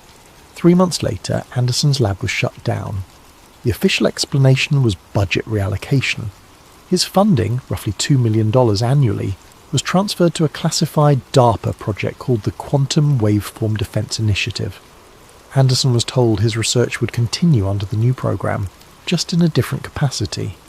He was also told not to publish his findings. The meeting where they delivered the news took place in a windowless conference room on base. There were 4 people present: Anderson, his supervisor, and 2 men in dark suits who never gave their names. One of them slid a document across the table, a non-disclosure agreement. 23 pages of legal language that boiled down to this: everything Anderson had discovered about time dilation was now classified. Talking about it publicly would be a federal crime. Publishing it would be treason. Anderson had spent his entire career in pursuit of scientific knowledge. The idea that his greatest discovery would be locked away, hidden from the world, was devastating. But he signed the agreement. What choice did he have? In July 1999, Anderson left the Air Force. He moved to Long Island and founded the Anderson Institute, a private research organisation dedicated to what he called time control research for humanitarian use. The website featured photos of sleek laboratories and optimistic descriptions of future applications: medical stasis, space travel, advanced computing. What the website didn't mention was that Anderson's Air Force security clearance remained active for another 6 years, or that he'd signed a non-disclosure agreement with the Department of Defense that classified his research under the same legal framework used for nuclear weapons development, or that his departure from the Air Force wasn't really a departure at all. 2001 to 2003, Long Island, New York. The Anderson Institute operated out of a converted industrial building in Hopogue, a suburb 40 miles east of Manhattan. From the outside, it looked like any other tech startup. Glass doors, modernist furniture, a receptionist who smiled and asked visitors to sign in. Inside, Anderson was building something extraordinary. He called it the T3 time field generator. The device was deceptively simple in concept. A toroidal magnetic coil, about the size of a washing machine, capable of generating rotating electromagnetic fields at frequencies precise to the nanosecond. Suspended in the centre of the coil was a vacuum chamber where test subjects, particles, molecules, eventually small objects, could be placed. The goal was to create a measurable time differential. If successful, the clock inside the field would tick slower than a clock outside it. Anderson's funding came from a mix of private investors and anonymous grants. He suspected, correctly, that at least some of the money was coming from government sources, filtered through shell companies and defence contractors. But he didn't ask questions. The work was too important. The first prototype was completed in March 2001. It was crude, cobbled together from salvaged equipment and commercial components. The magnetic coils were wrapped by hand. The control systems were jury-rigged from laboratory surplus, but it worked. The first test was conducted on March 23, 2001 at 3:47 a.m. Anderson had been working for 36 hours straight, fueled by coffee and the kind of manic energy that comes from being on the verge of a breakthrough. He placed a quartz clock inside the vacuum chamber. Simple, mechanical, the kind of clock you could buy at any department store. Outside the chamber, he placed an identical clock, synchronized to the nanosecond using a GPS time signal. Then he activated the field. For the first 30 seconds, nothing happened. The coils hummed, the chamber vibrated slightly. Anderson watched the clocks, waiting. Then he noticed it. The clock inside the chamber was running slow, just barely but visibly. A second would pass on the external clock, and the internal clock would advance only by 0.999997 seconds. 3 microseconds of dilation per second. It doesn't sound like much. 3 millionths of a second. But in the world of experimental physics, it was groundbreaking. Proof that time could be manipulated, controlled, slowed. Anderson ran the test again, and again. The results were consistent. Over the next 2 years, he refined the design. Larger coils, more powerful magnets, better control systems. By late 2002, he'd achieved dilation rates of up to 10 microseconds per second. The T3 could slow time by 1%. He published a brief paper in an obscure physics journal. The reaction from the scientific community was muted, skeptical. Time dilation had been observed before, in particle accelerators, in atomic clocks on airplanes, but always as a byproduct of extreme speed or gravity. Anderson was claiming he could do it with stationary electromagnetic fields. Most physicists dismissed it as experimental error. A few expressed polite interest. None of them took it seriously, but not everyone was skeptical. In 2002, DARPA released a roadmap document titled Quantum Information Science and Technology, Strategic Vision and Research Plan. Buried on page 87, under a section labelled Areas of Strategic Interest, was a single line. Localized temporal phase anomalies. No explanation, no context, just those 4 words. Anderson saw the document and knew immediately what it meant. The military was interested in his work. They were pursuing it, probably through multiple channels, funding research at universities and national labs under innocuous-sounding program names. He wasn't the only one working on time control. He was just the only one doing it publicly. In September 2002, Anderson was invited to present his work at a small physics symposium in Albuquerque, New Mexico. The venue was a hotel conference room, the kind of place usually reserved for corporate training seminars. The audience was fewer than 30 people, mostly academics and a handful of government observers who sat in the back row and didn't ask questions. Anderson's presentation was cautious, technical. He showed data. He explained the theory. He suggested potential applications, space travel where astronauts could age more slowly, computational systems that could process information faster than normal time, medical stasis for patients awaiting treatment. He didn't mention the military applications, but everyone in the room was thinking about them. One man in the audience took detailed notes. Careful, methodical notes filling page after page of a leather-bound notebook. Lieutenant Colonel James A. Ransone, a liaison for the U.S. Air Force Research Laboratory Directed Energy Division. Ransone had a background in advanced weapons systems, lasers, microwave emitters, particle beams. He understood the potential of Anderson's work better than most of the civilians in the room. A time dilation field wasn't just a scientific curiosity, it was a weapon, a tool, a way to tilt the battlefield in ways that no enemy could counter. After the presentation, Ransone introduced himself. He was polite, professional, careful not to seem too eager. He congratulated Anderson on his work. He asked a few technical questions, the kind that demonstrated genuine understanding. 3 weeks later, Anderson received a phone call. Ransone was calling from Peterson Air Force Base in Colorado. He got straight to the point. The Air Force was interested in exploring potential defense applications of Anderson's research. They wanted to fund a full-scale demonstration. State-of-the-art equipment, unlimited budget, access to the best physicists in the country. Anderson hesitated. He'd left the Air Force to pursue independent research, to avoid the secrecy and restrictions of military projects. But Ransone made an offer he couldn't refuse. Not just funding, recognition. If the experiment succeeded, Anderson's name would be attached to one of the greatest scientific breakthroughs in history. The man who proved that time could be controlled. There was also an implicit threat, though Ransone never stated it directly. Anderson's research was already classified. The non-disclosure agreement he'd signed in 1999 was still active. If he refused to cooperate, the government could shut down his institute, seize his equipment, and bury his work under classification orders. He could cooperate, or he could be silenced. In December 2002, Anderson signed a contract with the Department of Defense. He told himself he was doing it for science, for the chance to pursue his research at a scale that would have been impossible otherwise. But deep down, he knew the truth.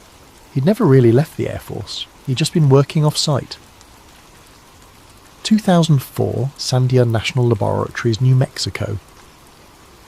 Sandia.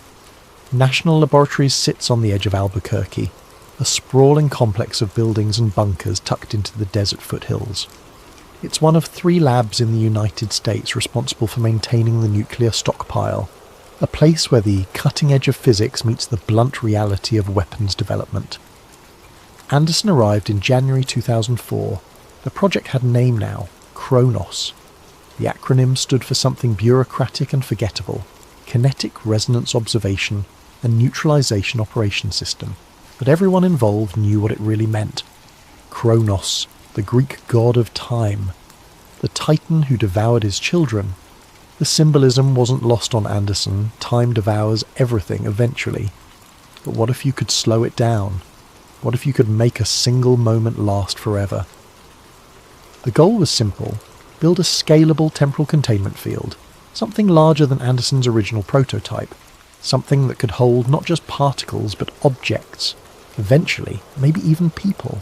The official justification was national security. Temporal stasis field could revolutionize warfare, freeze enemy munitions in mid-flight, store unstable isotopes indefinitely, create unbreakable communication delays that would make code breaking impossible. But Anderson knew the real reason the military was interested. If you could slow time, you could speed up everything else. A soldier in a time-dilated field could train for months while only hours passed in the outside world. A weapons lab could run decades of research in a fraction of the time. An intelligence agency could interrogate prisoners for years without anyone noticing they'd been gone. The ethical implications were staggering. Anderson tried not to think about them.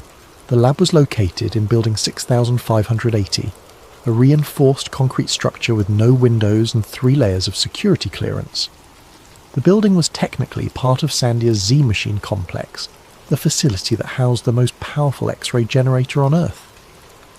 But Building 6580 existed in a kind of bureaucratic limbo, not listed on official maps, accessed through a separate gate that required special authorization.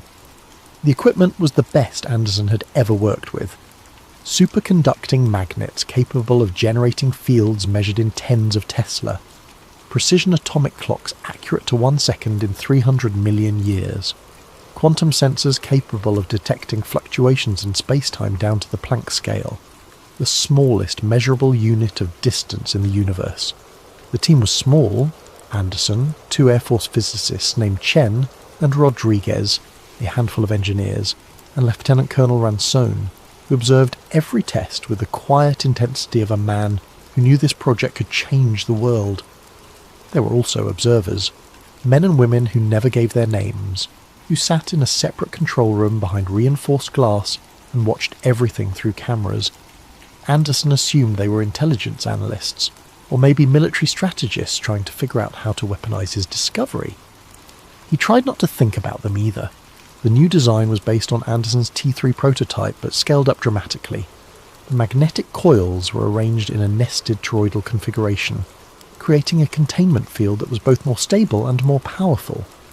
The control systems used quantum computers to adjust the field parameters in real time, compensating for fluctuations and maintaining coherence. The containment chamber itself was a cylinder, about 8 feet in diameter and 10 feet tall, large enough to hold equipment, instruments, eventually a person. The first test was scheduled for early March. They started small. a simple atomic clock placed inside the chamber and monitored for temporal anomalies. The field was activated for 5 minutes, running at low power. The clock fell behind by half a second. The second test ran for 10 minutes at higher power. The clock fell behind by 3 seconds. The third test ran for 15 minutes at maximum power. The clock fell behind by 22 seconds. The field was working. Not just working, exceeding expectations. The dilation rates were far higher than anything Anderson had achieved in his Long Island lab. But there was a problem. The field was stable, too stable. Once activated, it showed no signs of decay or degradation. The magnetic coils spun at precise frequencies. The energy levels remained constant. The space-time distortion held steady. In theory, that was good. A stable field meant predictable, controllable time dilation. But it also meant the field didn't want to shut down. The engineers had to manually collapse the magnetic fields, forcing the system offline. And each time they did, the instruments detected strange fluctuations, brief spikes in radiation, gravitational anomalies, distortions in the local electromagnetic field. Anderson compared it to popping a soap bubble. The bubble is stable as long as the surface tension holds, but when it breaks, the energy has to go somewhere. Rodriguez, one of the Air Force physicists, ran simulations. The results were troubling. If a large-scale temporal field collapsed suddenly, especially one containing a significant mass, the energy release could be catastrophic. Not nuclear bomb catastrophic, but enough to cause serious damage. And if something living were inside the field at the moment of collapse. Rodriguez didn't finish the sentence. He didn't have to. The team decided to proceed with extreme caution. The next test would be longer, more ambitious. They would activate the field for 30 minutes and monitor it continuously, gathering data on stability, coherence, and energy consumption. The test was designated Cycle 11C. It was scheduled for March 12, 2004. March 12th, 2004, 2:06 p.m. Mountain Time. Anderson stood in the control room watching the technicians make final preparations. The containment chamber sat in the centre of the lab, surrounded by diagnostic equipment and safety barriers. The magnetic coils were already humming, running through their pre-activation sequence. Inside the chamber, they placed an array of instruments, atomic clocks, radiation detectors, temperature sensors, cameras, everything they'd need to monitor conditions inside the field. Ransone stood beside Anderson, arms crossed, watching the same scene through the reinforced glass. "This is it," Ransone said quietly. "If this test succeeds, we move to Phase 2. "Which is?" Anderson asked, though he already knew the answer. "Human testing." Anderson felt a knot form in his stomach. He'd always known it would come to this. You couldn't revolutionize warfare, or medicine, or space travel, or any of the other applications, without eventually putting a person inside the field. But the idea still made him uneasy. "We'll need to run more tests first," Anderson said. "Animals, at least. Mice, then something larger. We need to understand the biological effects." "We understand enough," Ransone interrupted. "The field doesn't affect matter directly.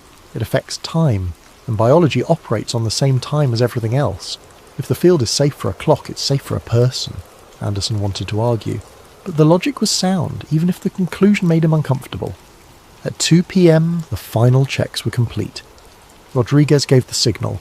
The technicians cleared the lab, retreating behind safety barriers. At 2:06 p.m. and 27 seconds, Anderson pressed the activation button. The magnetic coils spun up to full power. The air inside the chamber shimmered, distorting like heat waves rising off the asphalt. The instruments registered the familiar signatures of temporal distortion, gravitational anomalies, electromagnetic fluctuations, a subtle warping of space itself. The atomic clocks inside the chamber began to fall behind. For the first 5 minutes, everything proceeded normally. The field held steady. The instruments transmitted data continuously. The dilation rate stabilized at approximately 4.2%, meaning time inside the field was passing about 4.2% slower than outside. At 2:15 p.m, something changed. The dilation rate increased. Not by much, just a few tenths of a percent, but it was unexpected. The field was supposed to be stable. Anderson checked the control systems. Everything was normal. The magnetic coils were operating within parameters. The energy levels were steady, but the dilation rate kept climbing. 4.5%, 4.8%, 5.1%. What's happening? Ransone asked. I don't know, Anderson admitted. The field's stabilizing at a higher dilation rate than we calculated. Is that a problem? Anderson didn't answer immediately.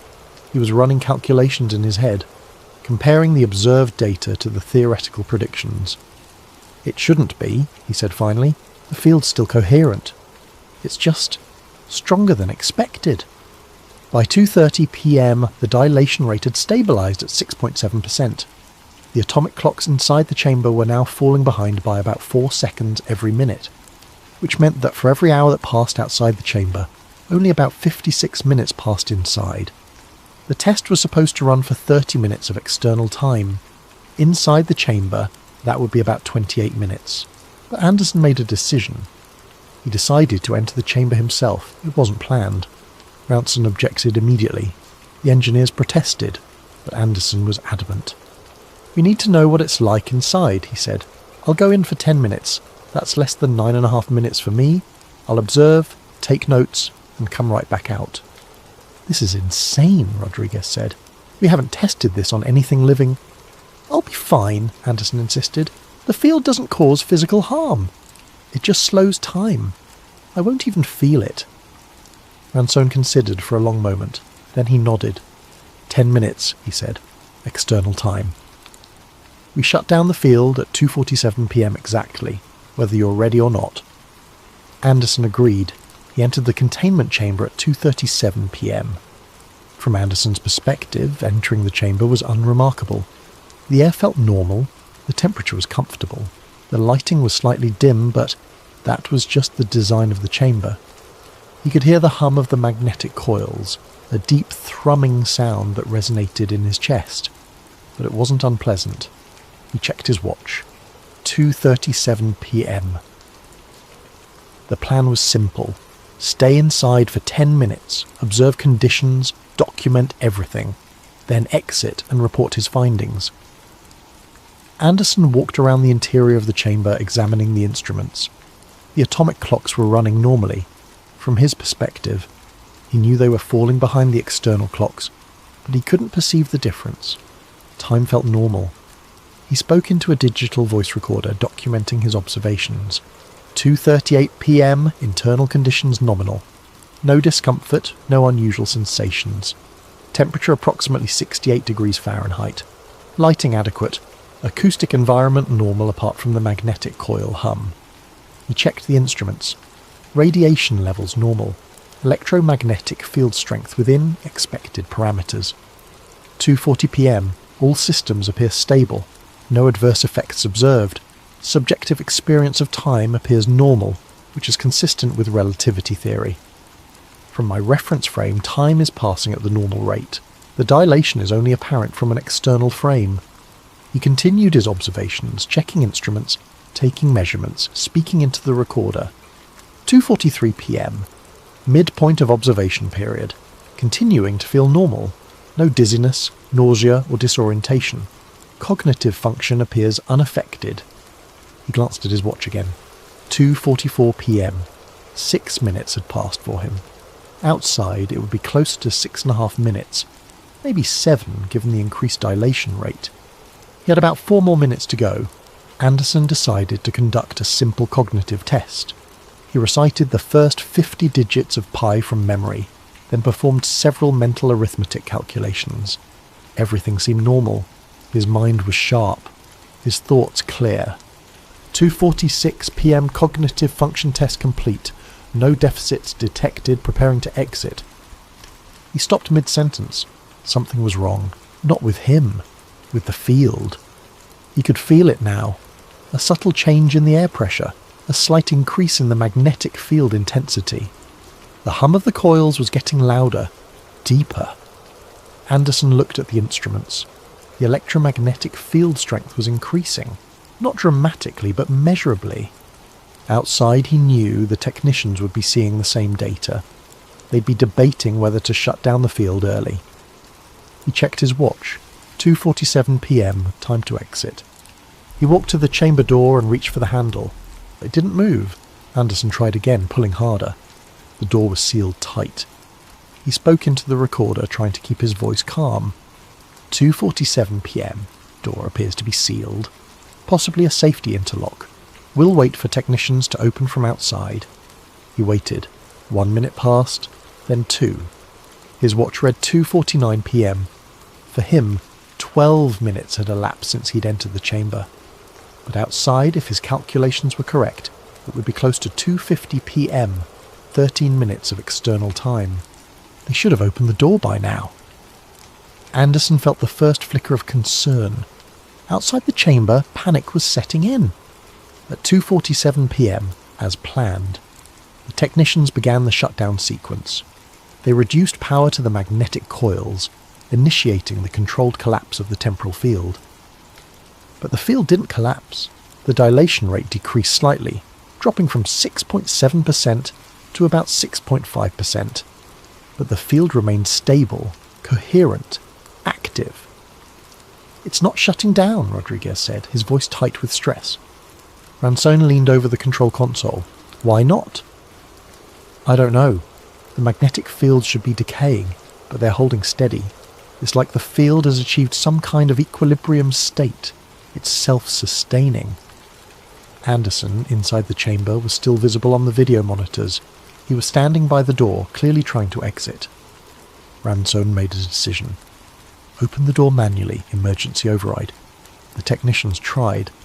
The door was magnetically sealed, designed to maintain the integrity of the containment environment. The override should have released it, but it didn't work.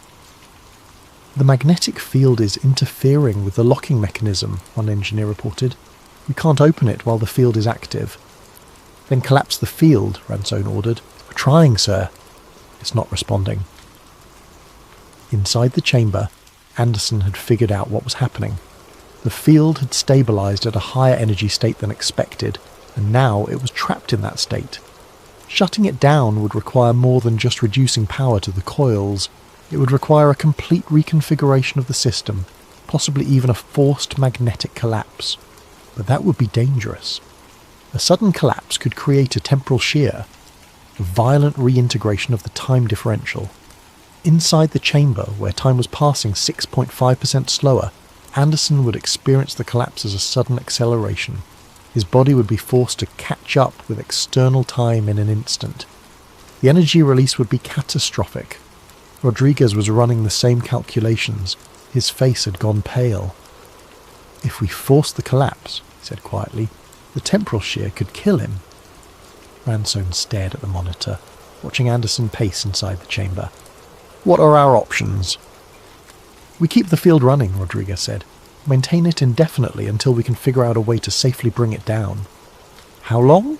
"I don't know. Days, weeks, maybe longer."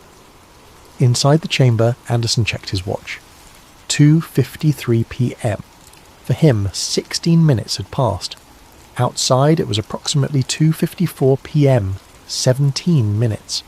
He'd expected to be out by now. The test should have been over, but the door was still sealed and he could hear the coils still humming. Something had gone wrong. Over the next several hours, external time, the team at Sandia tried everything. They attempted to gradually reduce the field strength, hoping to slowly bring the dilation rate down to 0. But every time they adjusted the power, the field compensated, maintaining its equilibrium. They tried to override the door locks mechanically, using hydraulic tools to force it open, but the magnetic field was too strong, interfering with the mechanisms. They even considered cutting through the chamber walls with plasma torches, but the chamber was designed to contain radiation and electromagnetic fields. The walls were reinforced with layers of new metal and lead. Cutting through them would take days, and all the while Anderson was inside, unaware of the crisis unfolding around him. From his perspective, only about 90 minutes had passed. He'd tried the door periodically, spoken into his recorder, documented his situation. He was concerned but not panicked. He assumed the delay was technical, that the team was working on the problem. He had no idea they couldn't get him out. By 8 p.m. external time, about 7:30 p.m. for Anderson, the situation was clear. The field wasn't going to collapse naturally. It would continue running indefinitely, or until the power supply failed, and forcing it to collapse would kill Anderson. Ransoni convened an emergency meeting with the project leads. Anderson was still visible on the monitors, sitting inside the chamber, reading a technical manual he'd found on a shelf. "We have 3 options," Rodriguez said. 1. We keep the field running indefinitely and hope we eventually figure out how to safely collapse it. 2. We cut power to the facility, which will force an immediate collapse and almost certainly kill Anderson. 3. We seal the chamber permanently and leave him in there. The room was silent. "Option 3 isn't an option," Ranson said firmly. "We're not abandoning him." "Then we go with option 1, Rodriguez replied. "We maintain the field, we keep monitoring, and we research. Maybe we'll find a solution." It was decided. The field would continue running. The chamber would be sealed, not permanently but securely to prevent accidental interference. The entire module would be classified at the highest level, and research would continue in secret. They would find a way to save Anderson. They had to. But weeks passed, then months, and the field remained stable, unyielding. Inside the chamber, Anderson's watch showed that only about 6 hours had passed. He was confused, frustrated, but still hopeful. He assumed the delay was temporary, that the team was working on a solution. He had no way of knowing that outside the world was moving on without him. August 2005. The Anderson Institute's website went dark on August 14th, 2005. There was no announcement, no explanation. One day the site was live. Photos of laboratories, press releases, contact information. The next day, it was gone. Replaced by a blank page with a single line of text. Experiments currently suspended for government collaboration. Anderson's colleagues were given minimal information. They were told he'd taken a long-term consulting position with the government, working on classified projects at an undisclosed location. They were asked politely but firmly not to discuss the nature of his work. Most accepted the explanation. A few were suspicious. One engineer, Thomas Keller, couldn't let it go. He'd worked with Anderson for 3 years, building the T3 prototype, refining the designs. They'd been friends. And now Anderson had vanished without a word, without even a goodbye. Keller sent emails, they bounced back. He tried calling, the numbers were disconnected. Finally, in September 2005, Keller drove to Sandia National Laboratories. He showed up at the main gate, asked to speak with Anderson, said it was urgent. Security escorted him off the property. 2 weeks later, Keller received a visit from 2 men in dark suits. They identified themselves as Department of Defense investigators. They asked him about his relationship with Anderson. They asked if he'd shared any information about the time dilation experiments. They reminded him that violating a federal non-disclosure agreement carried a prison sentence of up to 10 years. Keller never spoke about Anderson again. Meanwhile, at Sandia, the sealed chamber sat in building 6580, humming quietly, ignored by everyone except a handful of technicians who monitored it remotely. Inside, Anderson had no idea that 18 months of external time had passed. For him, it was still March 12th, 2004. Only about 11 hours had elapsed since he'd entered the chamber. He'd stopped speaking into the recorder. He'd stopped trying the door. He'd settled into a kind of routine, sleeping, reading the technical manuals stored in the chamber, doing exercises to stay physically fit. He'd long since figured out that something had gone seriously wrong. But he also knew that panicking wouldn't help. The team outside would fix the problem. They had to. He just had to wait. 2010. The hacker collective called themselves Black Obelisk. They specialised in infiltrating government contractor networks, exploiting the weak security that often existed in the civilian companies that service classified projects. In March 2010, they hit Los Alamos National Laboratory, or rather, they hit a contractor that managed the lab's email servers. The cache they released was enormous, thousands of documents, most of them mundane, budget reports, personnel evaluations, equipment manifests. But buried in the archive was a PDF titled Temporal Field Integrity Log, Test Cycle 11C. The document detailed the March 2004 test at Sandia. It listed Anderson as the test subject, and it included a chilling line in the final entry. Subject remains in containment, field stable, extraction impossible without catastrophic temporal shear, recommend indefinite maintenance protocol. The internet exploded with speculation, forums filled with theories, but within 48 hours every copy of the document vanished. Websites were scrubbed, servers were seized. Black Obelisk went silent. The story faded into conspiracy theory territory, dismissed as an elaborate hoax. But a few copies survived, hidden in encrypted drives and dark web archives, and some people believed. 2022, Brooklyn, New York. Elena Warren was researching Cold War DARPA projects for a podcast when she stumbled across a reference to the Quantum Waveform Defense Initiative in a declassified memo. She filed FOIA requests. She tracked down Anderson's old patents. She found the Black Obelisk leak archived on an obscure server.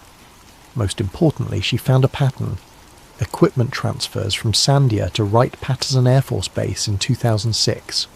A sealed module labelled Kronos, do not open. She traced the module's current location. It was still there, in a sub-basement facility at Wright-Patterson, consuming electricity 24 hours a day. Still running. March 2023. Elena found Gary Holcomb, a retired Air Force technician who'd maintained the electrical systems at Sandia during the Kronos project. He was dying of cancer and he decided to talk. The field never shut down, Holcomb told her over coffee at a small Arizona diner. They couldn't collapse it without killing him, so they just kept it running, built a containment structure around it, moved the whole thing to Wright-Patterson. Is he still alive? Elena asked. Depends on how you define alive, Holcomb said. For us it's been 20 years. For him it's been maybe a day and a half at most. Can they ever bring him out? Holcomb shook his head slowly. The math doesn't work. The temporal differential is too large now. If they collapse the field, his body will try to sync with external time instantly. The energy release would be... He trailed off. They ran simulations. Every scenario ends the same way.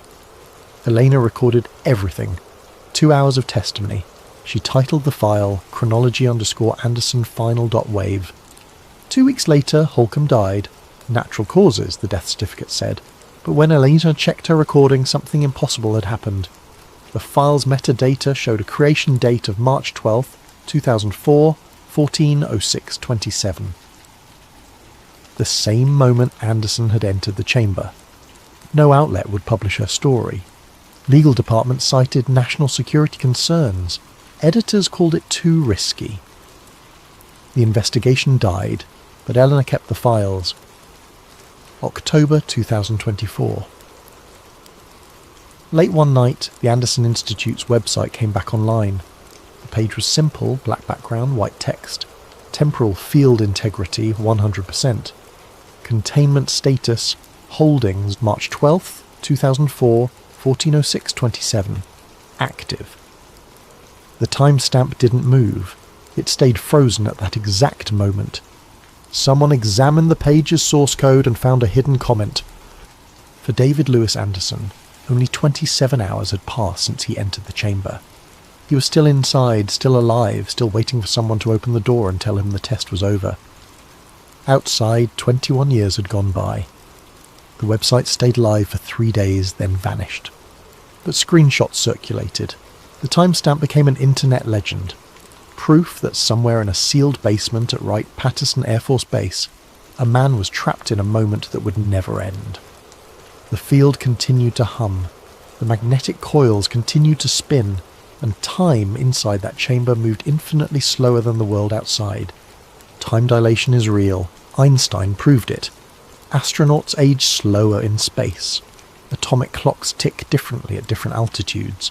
But localized time dilation created by electromagnetic fields. The physics is theoretical. Possible perhaps, but unproven. Unless it has been proven, and the results are locked away behind classification orders that will never expire. If the military did succeed in creating a temporal containment field, if they did trap a man inside it, We would never know. The technology would be buried under the same legal protections as nuclear weapons. The researchers would be silenced, the evidence would disappear. And if someone were trapped inside, caught in a bubble of slow time that could never be safely collapsed, there would be no rescue, no happy ending. Just a man, waiting in a moment that never ends while the world outside moves on without him. Somewhere in the classified depths of a military facility, a timestamp blinks on a monitor. March 12th, 2004, 14:06:27, active. For David Lewis Anderson, the test is still running. It might run forever.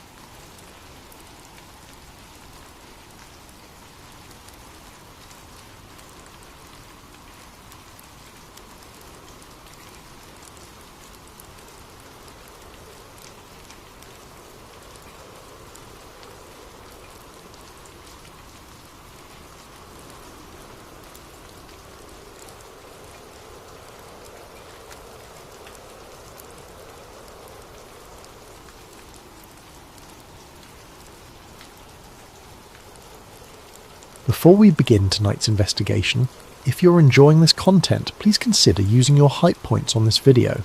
It truly helps the channel grow more than you could possibly know, and we're incredibly grateful for your support. Also, if you'd like, drop a comment letting us know what time it is where you are and where in the world you're listening from.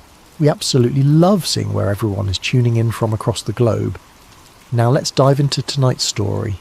A massive thank you to Know Thyself for suggesting tonight's investigation. This one goes deep.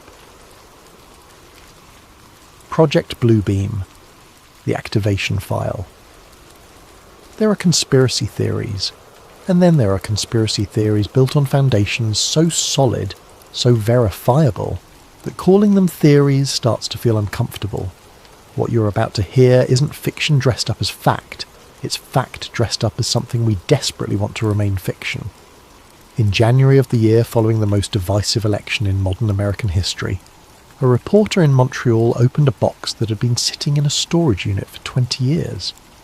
Inside that box was evidence of a program that, according to official records, never existed.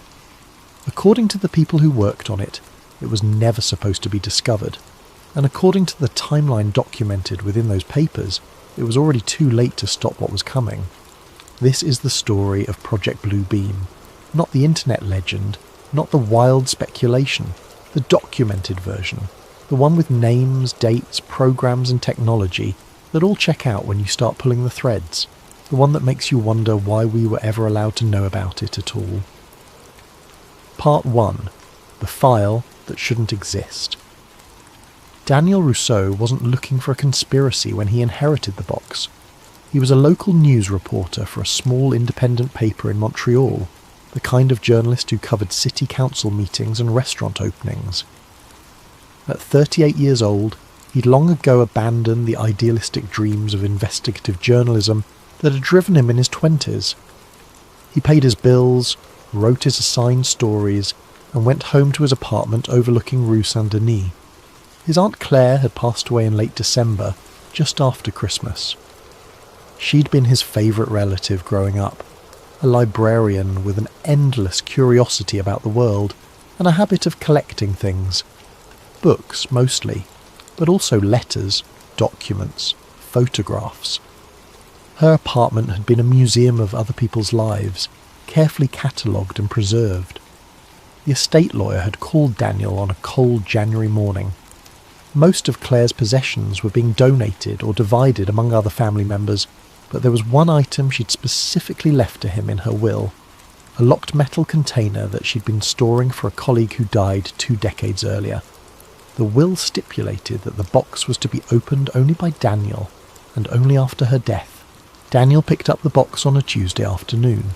It was heavier than he expected, roughly the size of a small filing cabinet made of grey steel with a combination lock that had rusted at the edges.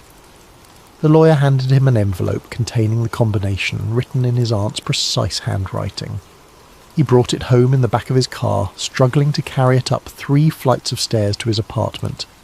He set it on his kitchen table and stared at it for a long time before opening the envelope. The combination was simple, 4 numbers, each representing a year. He spun the dial carefully, feeling the mechanism click into place.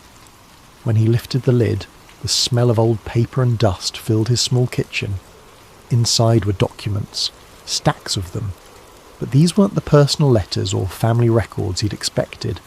These were official documents, NASA internal memos on official letterhead, photocopied budget reports with classification stamps, technical diagrams covered in handwritten notes, dates ranging from the beginning of the final decade of the Cold War through the middle of the 90s. And sitting on top of everything else, carefully wrapped in plastic, was a VHS tape in a faded case with a single label written in black marker. Bluebeam, Phase 3. Daniel's hands trembled slightly as he picked up the tape. The plastic case was yellowed with age, the label faded but still legible. Underneath the title, someone had written a date in smaller script. June of the year before the bicentennial of American independence, 27 years ago. He set the tape aside and began removing the documents, spreading them across his kitchen table in careful piles. Manila folders, some stamped with official-looking headers, loose pages covered in technical jargon, photographs of equipment he didn't recognize, and throughout everything, names he did recognize. One folder caught his attention immediately. The tab read, SDI Star Wars, Atmospheric Projection Division, SDI, Strategic Defense Initiative, Ronald Reagan's space-based missile defense program. That was real. That was documented history. Daniel had written a piece about the 40th anniversary of its announcement just a few years ago. But atmospheric projection, that wasn't in any of the public records he'd seen. That wasn't in any of the declassified documents about Star Wars. He opened the folder carefully. Inside were memos, technical specifications, and what appeared to be progress reports from various testing facilities. White Sands Missile Range, Kirtland Air Force Base, even a facility in Alaska he'd never heard of. Then he found the note. It was paper-clipped to a faded photocopy of what looked like a satellite trajectory chart. The paper was lined, torn from a notebook, covered in the same handwriting as the tape label. If this reaches you, Phase 1 has already begun. They've spent 30 years perfecting the technology, another 20, integrating it into the infrastructure. By the time you read this, the sky itself will be a weapon, and nobody will know the difference between what's real and what's projected. I tried to warn them. They made sure nobody listened. Don't make the same mistake. Document everything. Verify everything. And understand that exposure doesn't stop this. It only confirms that the program has moved beyond the point where exposure matters. SM. The initials at the bottom made Daniel's stomach tighten. SM. He pulled out his laptop and searched for the name he suspected. Within seconds he had confirmation. Serge Monast, investigative journalist, born in Quebec, died in his Montreal apartment in December of the year the Olympic Games came to Atlanta. Cause of death, heart attack. Age, 46. No autopsy was performed at the request of his family, but that wasn't what made Daniel's hands shake as he read the Wikipedia entry. It was what Monast had been investigating before his death. In the mid-90s, Monast had published a series of explosive claims about a NASA-led psychological operation designed to establish a new world order through the use of advanced holographic technology. He called it Project Bluebeam. He claimed it had 4 phases: the breakdown of archaeological knowledge, a global show of holograms to simulate religious events, telepathic electronic two-way communication, and universal supernatural manifestations using electronic means. The claims were dismissed immediately. Labelled paranoid, conspiracy theorist drivel, Monas was mocked in the press, his credibility destroyed. Some articles suggested he'd had a mental breakdown. Others implied he was a grifter trying to sell books. Then he died. Suddenly. Unexpectedly. At 46 years old. And his research had ended up in Claire's storage locker, locked away for 20 years, waiting for someone to open it. Daniel looked at the documents spread across his table. The official letterhead, the classification stamps, the technical diagrams. This wasn't the work of a madman. This was evidence of something real. He made a pot of coffee. He called in sick to work. He turned off his phone. And he started reading. The first memo was dated July of the year the Berlin Wall still stood. It was addressed to someone whose name had been redacted, from someone else whose name had also been blacked out. But the subject line was clear. Feasibility assessment. Large-scale atmospheric visual projection for strategic deception operations. The memo was dense with technical language, but the core concept was simple. Using lasers, satellite arrays, and atmospheric manipulation to create visual phenomena in the sky that could be seen by large populations. The applications listed were all defensive, creating false missile trails to confuse enemy tracking systems, generating decoy aircraft to waste enemy ammunition, projecting images of military assets in locations where none existed. But buried in the third paragraph was a line that made Daniel stop. Secondary applications in domestic psychological operations remain theoretical, but promising. Initial simulations suggest population response to unexplained aerial phenomena follows predictable patterns that could be leveraged for narrative control and social conditioning. Daniel read it 3 times. Narrative control, social conditioning. Those weren't military terms. Those were intelligence terms, psychological operations terms. He kept reading. The next document was a budget allocation from the year the Challenger exploded. It showed funding for something called the Theoretical Event Projection Unit within NASA. The budget was modest, only a few million, but it was designated for advanced research in atmospheric manipulation and large-scale visual stimulation technologies. Then came a technical report from White Sands Missile Range, dated June of that same year. The report detailed a successful test of ground-based coherent light projection, creating a visual image in the sky that was visible from 15 miles away. The image had lasted for approximately 3 minutes before dispersing. Witnesses from nearby towns had reported seeing strange lights, but no official explanation had been provided. The report concluded with a recommendation. Technology shows significant promise for operational deployment. Recommend expanded testing with larger arrays and longer duration trials. Suggest coordination with ionospheric research programs for enhanced atmospheric effects. Ionospheric research programs. Daniel knew what that meant. He'd covered a story years ago about conspiracy theories surrounding HAARP, the high-frequency active auroral research program in Alaska.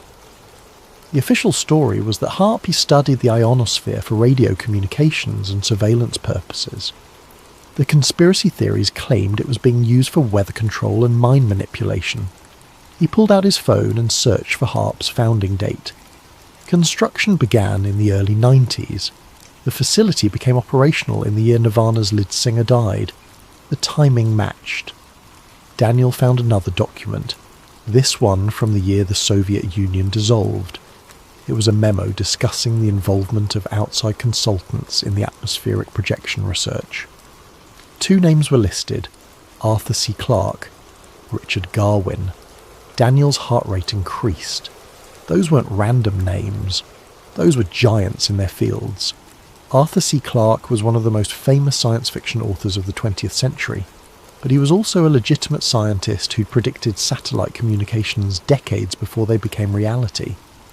He'd consulted with NASA and various government agencies throughout his career. Richard Garwin was a physicist who'd worked on the Manhattan Project and had been instrumental in developing laser weapons research for the military. He was one of the most respected scientists in defense circles. If these men had been involved, this wasn't some fringe pseudoscience project. This was serious research backed by serious people. Daniel kept digging through the files. He found technical specifications for satellite arrays capable of creating coordinated light patterns across multiple continents. He found psychological assessment reports analysing how different populations reacted to unexplained phenomena. He found test schedules and location coordinates and expected outcomes. And then he found the video log. It was a photocopy of a handwritten list, dated June of the year before the bicentennial. The heading read, Phase 3, Visual Documentation. Below it were timestamps and brief descriptions. 100 Hawaiians, 02.30, Introduction and Program Overview. 10:30, 08:15, White Sands Projection Test Footage, June. 15, 12:45, Alaska Ionospheric Trial, August.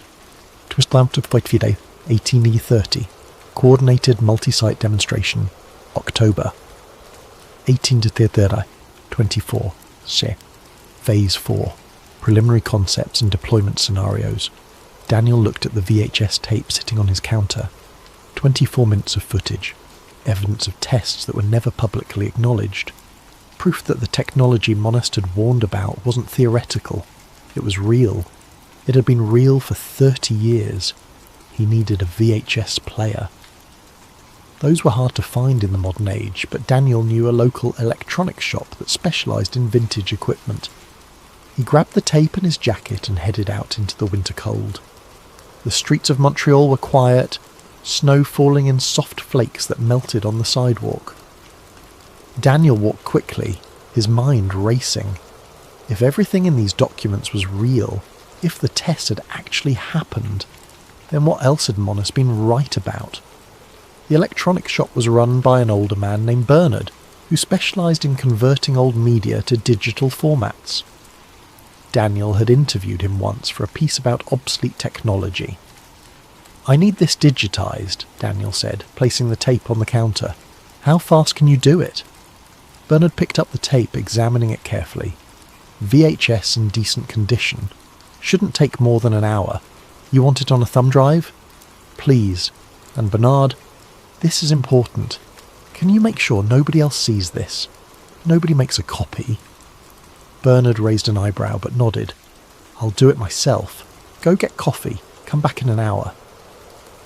Daniel spent the next 60 minutes in a nearby cafe, staring at his laptop screen without really seeing it. His hands shook slightly every time he reached for his coffee cup. He kept thinking about Monest, about a 46-year-old man dying suddenly, just weeks after publishing his findings. About research that disappeared into storage for 2 decades. When he returned to the shop, Bernard handed him a thumb drive without comment. "Interesting footage," was all he said. Daniel thanked him and left quickly. He went straight home, locked his door, closed his blinds and plugged the drive into his laptop. The video began with static, then cleared to show a simple title card. Project Blue Beam, Phase 3 Documentation, Restricted Access. Then the static again, and then footage. The first segment showed what appeared to be a desert testing facility at night. White Sands, according to the timestamp. The camera was positioned on some kind of elevated platform pointing at the sky. For a few seconds nothing happened. Then, slowly, a point of light appeared in the darkness. It grew, expanded, took shape. Within 30 seconds there was a clearly defined object in the sky, glowing with a blue-white light. It looked like a classic flying saucer, complete with a domed top and rotating lights around its perimeter. It wasn't real. Daniel could see the slight shimmer in the air around it, the way the edges weren't quite solid. But from a distance, to an untrained observer, it would have been convincing. Very convincing. The object hovered for approximately 2 minutes, then slowly faded away. The next segment showed similar tests, each one more sophisticated than the last. lights forming complex geometric patterns, shapes that appeared and disappeared. At one point, what looked like an enormous angel with spreading wings filled the frame, hovering over what the timestamp indicated was a test facility in Alaska. Daniel watched the entire 24 minutes without pausing. When it ended, he sat in silence for a long time. This was real. The technology existed. The tests had happened. Monast had been telling the truth. But if this was Phase 3, documented 27 years ago, what phase were they on now? And more importantly, why had this evidence survived at all? Why had it been allowed to sit in a storage locker for 2 decades, waiting to be found?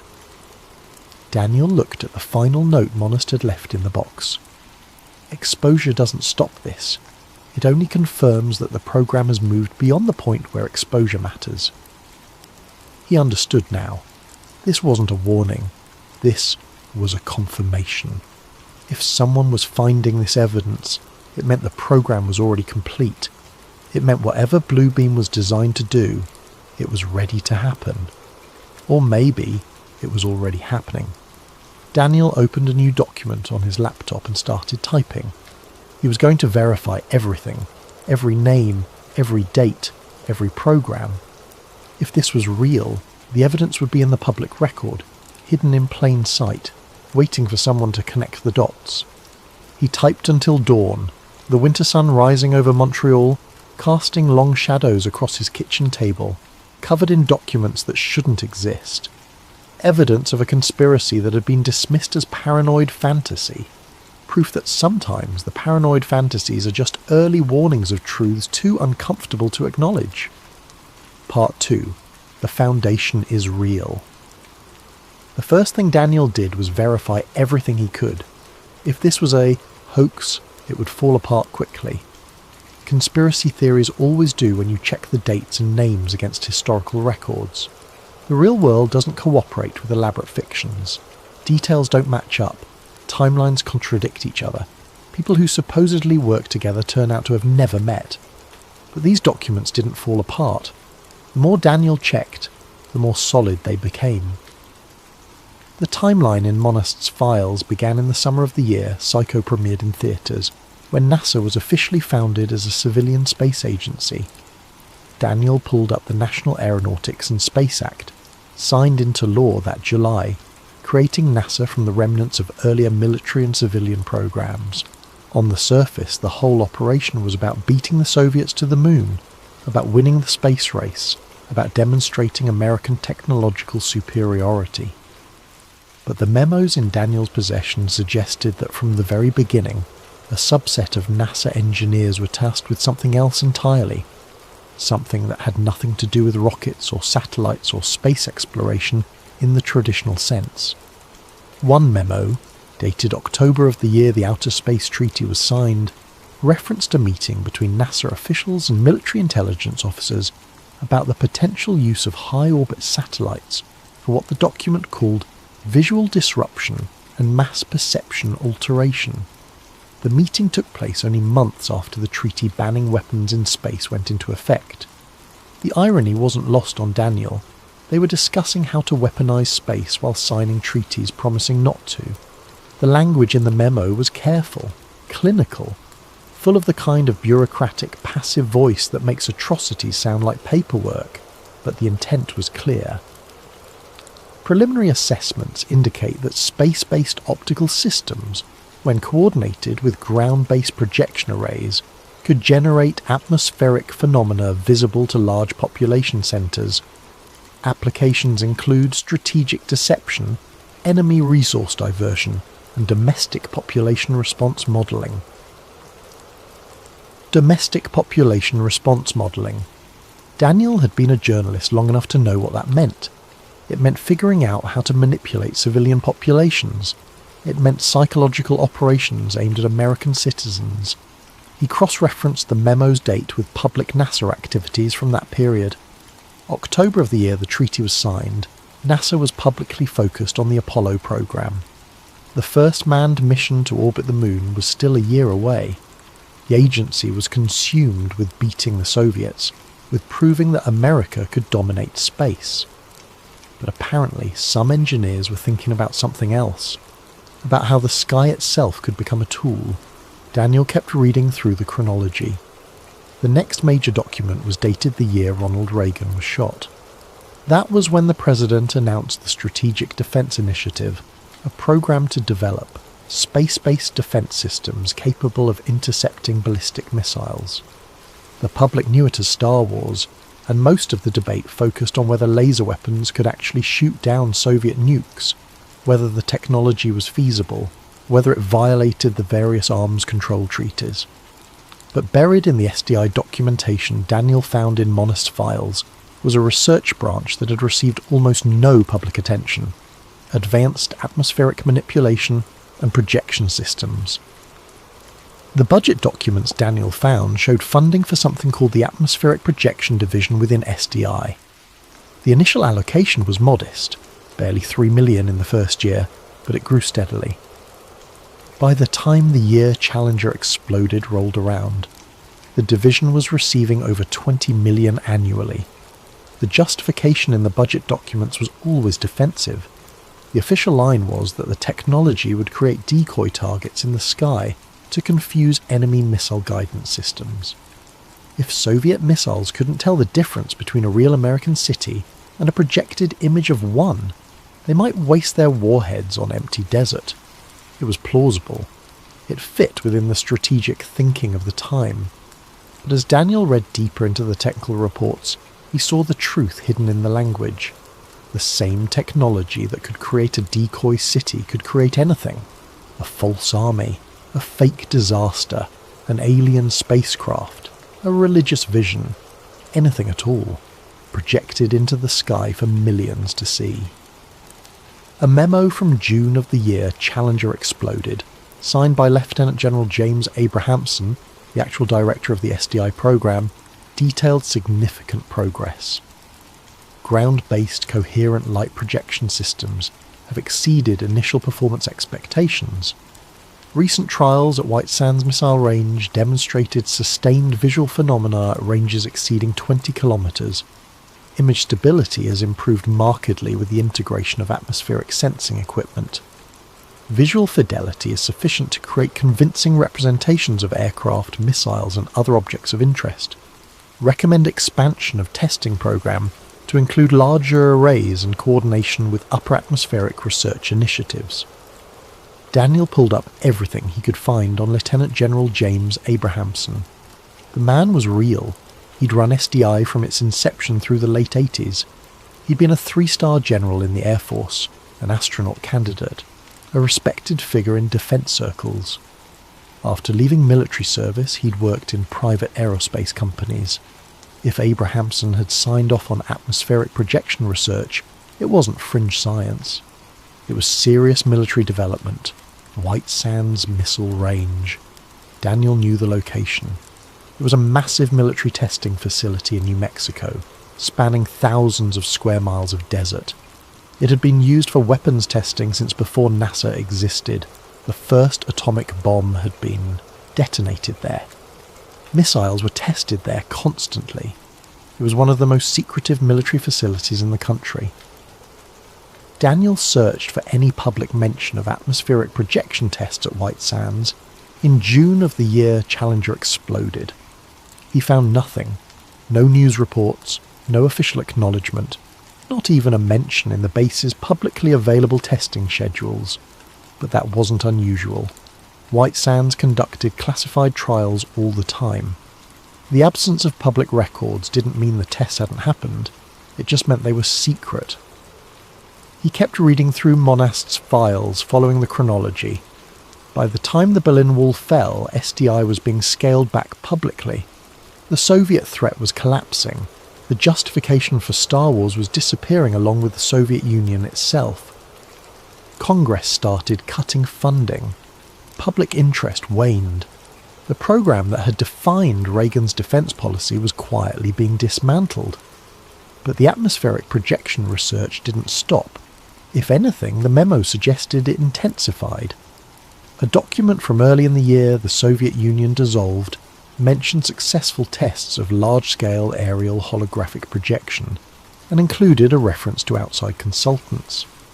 The document specifically named Arthur C. Clarke and recommended his continued involvement in the theoretical development of the technology. Daniel researched Clarke extensively. The man wasn't just a science fiction author, he was a visionary who'd predicted satellite communications in a technical paper written in the year World War II ended, decades before the first satellites were launched. He'd worked with NASA as a consultant. He'd been respected by military planners and scientists across the world, and according to these documents, he'd been helping develop technology to create mass hallucinations in the sky. Another name appeared frequently in the later memos, Richard Garwin. Daniel found extensive documentation on him as well. Garwin was a physicist who'd worked on the hydrogen bomb. He'd been instrumental in developing laser technology for military applications. He'd consulted on missile defense, nuclear weapons policy, and classified programs most people had never heard of. The memo discussing Garwin's involvement was specific. Consultation with physicist Richard Garwin regarding feasibility of large-scale atmospheric refraction and ionospheric heating to create visual phenomena. Garwin's preliminary assessment suggests that focused electromagnetic radiation at specific frequencies could induce visible effects in the upper atmosphere. Recommends coordination with high-frequency active auroral research program in Alaska for practical trials. Ionospheric heating, upper atmosphere, Alaska, HAARP. Daniel knew about HAARP. Every conspiracy theorist knew about HAARP. The high-frequency active auroral research program had been a favourite target of speculation for decades. The official story was simple. It was a research facility designed to study the ionosphere for communications and surveillance purposes. The facility used high-powered radio transmitters to heat small portions of the ionosphere and measure the effects. But conspiracy theorists had claimed for years that HAARP was really about weather control, mind manipulation, earthquake generation, and a dozen other nefarious purposes. The theories had been dismissed as nonsense by mainstream media and scientists. But here in Monast's documents was proof that HAARP was in fact connected to Blue Beam, that the ionospheric research being conducted in Alaska was being coordinated with atmospheric projection technology. Daniel pulled up the official timeline for HAARP. Construction began in the early 90s. The facility became fully operational in the year the Unabomber was captured. The stated purpose never changed: ionospheric research for communications and surveillance. But according to these memos, there was another purpose: using the ionosphere itself as a projection screen. Daniel found a technical document that explained the concept. The ionosphere, the upper layer of Earth's atmosphere, could be manipulated by powerful radio transmissions. When heated in specific ways, it would glow, creating visible light. By coordinating multiple transmission sources, patterns could be created: images, shapes, objects that would appear to be floating in the sky but were actually just excited particles in the upper atmosphere. It was brilliant and terrifying, because if you could make the ionosphere glow in controlled patterns, you could create almost anything. With enough coordination and enough power, you could fill the sky with images visible across entire continents. Then Daniel found the memo that made his hands shake. It was dated March of the year Kurt Cobain died. The author's name had been redacted, but the subject line was clear: Civilian Response Trial, Phoenix Metropolitan Area. The memo was brief. Per previous authorization, large-scale atmospheric projection trial scheduled for March of next year. Location: Phoenix, Arizona. Population approximately 2 million.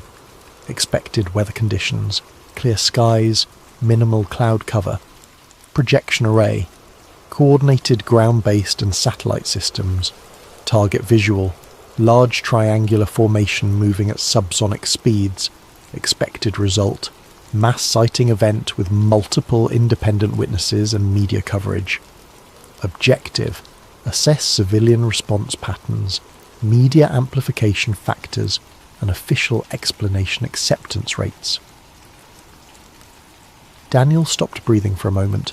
Phoenix, March of the year after this memo. He knew exactly what that meant. He opened a new browser window and searched. Phoenix lights. The results filled his screen. March of the year the Hale-Bopp comet was visible, specifically the 13th day of that month. Thousands of people across Arizona reported seeing a massive V-shaped object in the sky, silent and enormous, drifting slowly over the city. The object was described as being massive, possibly larger than any aircraft ever built. Witnesses included pilots, police officers, government officials. Hundreds of videos were taken. The governor of Arizona initially mocked the incident, then years later admitted he'd seen it too and couldn't explain it. It became one of the most famous mass UFO sightings in history. Books were written about it. Television shows investigated it. Researchers spent decades trying to understand what thousands of people had seen that night. The military's explanation was flares. They claimed it was illumination flares dropped during a training exercise at the Barry Goldwater Range southwest of Phoenix. But according to the memo in front of Daniel, it had been scheduled 3 years in advance. It had been a test, a trial run of mass projection technology, an experiment to see how a population would react to an unexplained phenomenon in the sky. And it had worked perfectly. People had seen what they'd been shown. They'd reacted predictably. The media had covered it extensively. And the official explanation, however implausible, had been accepted by most people. The memo even had a follow-up assessment, dated 2 months after the Phoenix event. Phoenix trial exceeded expectations. Media coverage sustained for over 72 hours. Official explanation accepted by approximately 60% of population, despite significant logical inconsistencies, remaining 40% divided between extraterrestrial hypothesis and general skepticism. No witnesses connected phenomenon to projection technology. Recommend expanded trials in international locations with varied cultural backgrounds. Daniel leaned back in his chair, staring at the ceiling of his apartment. This changed everything. The Phoenix lights weren't a UFO sighting. They weren't flares. They were a psychological operation, a test of technology that could make thousands of people see something that wasn't there. And if they could do that in the late 90s, what could they do now, 25 years later, with advances in computer technology, satellite systems, and understanding of human psychology? He kept digging through the documents, creating spreadsheets, building timelines, verifying every name and date he could. The pattern was undeniable. Every piece fit, every name checked out, every program was real. This wasn't a conspiracy theory. This was a conspiracy fact. And according to Monast's final note, the program had been ready to go operational before the journalist died. That was more than 20 years ago. If it was ready then, what had they been doing in the decades since? Daniel needed to find people who'd been involved. People who could confirm these documents were real. People who could tell him what had happened to the program after Monast died. He started making a list of people to contact. Former NASA engineers, retired military personnel, anyone who might have worked on SDI or atmospheric research programs in the 80s and 90s. It was time to find out just how deep this went. Part 3. The People Who Knew. Finding Jacques Letourneau took Daniel 3 days of research and phone calls. The man had worked with Serge Monast in the early 90s, co-authoring several investigative pieces about government surveillance and the erosion of privacy rights. After Monast's death, Letourneau had largely disappeared from journalism, retiring to a small town outside Quebec City. Daniel finally tracked him down through an old journalism directory and a series of increasingly specific Google searches. When he called the number he'd found, an older man answered on the 4th ring. "Jacques Letourneau?" Daniel asked in French. There was a long pause. "Who's asking?" "My name is Daniel Rousseau. I'm a reporter in Montreal." I recently inherited some materials that belong to Serge Monast. I was hoping we could talk about them." The silence on the other end lasted so long Daniel thought the man had hung up. Then, I wondered when someone would finally open that box. They arranged to meet at a diner off the highway between Montreal and Quebec City. Neutral ground, public enough to be safe, quiet enough to talk. Daniel arrived early, ordering coffee and taking a booth near the back with a clear view of the entrance. The diner was the kind of place that probably hadn't changed its decor since the 80s. Worn vinyl seats, formica tables, menus printed on laminated paper. A handful of truckers sat at the counter drinking coffee and eating eggs. Le Tourneau arrived exactly on time. Daniel recognised him from an old photo he'd found online, though the man had aged considerably. He was in his 70s now, thin and grey, with the cautious eyes of someone who'd spent a lifetime asking dangerous questions and learning to be careful about the answers. He slid into the booth across from Daniel without offering his hand. "You have the files," he said. It wasn't a question. "I do. Did you know my aunt was storing them?" "Claire Rousseau. Yes, I knew. Serge gave them to her a week before he died. Told her someone would come asking eventually." Le Tourneau ordered coffee from a waitress who looked like she'd been working there since the restaurant opened. "You've read them?" "Most of them, and I watched the tape." Le Tourneau's expression didn't change, but something in his eyes shifted. "Then you know what he found." "I know what the documents say. I want to know if it's real." The old journalist stirred sugar into his coffee with deliberate slowness, his eyes scanning the diner. When he spoke, his voice was barely above a whisper. Sergei wasn't crazy. I know that's what everyone thought. The media painted him as paranoid, delusional, a conspiracy theorist who'd lost his grip on reality. But I worked with him for years. I knew him, and I knew when he found something real. What did he find? Access. That's what it came down to. In the early 90s, Serge was working on a piece about satellite communication security. He had a source at a telecommunications company that handled uplinks for various government agencies, including NASA. The source showed him scheduling data, transmission protocols, satellite coordinates, normal stuff for a technical investigation. Le Tourneau paused to sip his coffee, but Serge noticed patterns, specific satellite arrays activating at specific times, transmitting on frequencies that didn't match their official specifications. And when he cross-referenced those activation times with unexplained aerial phenomena reports, they matched perfectly. Phoenix? Daniel asked. Among others. Phoenix was the most famous, but there were dozens of smaller incidents.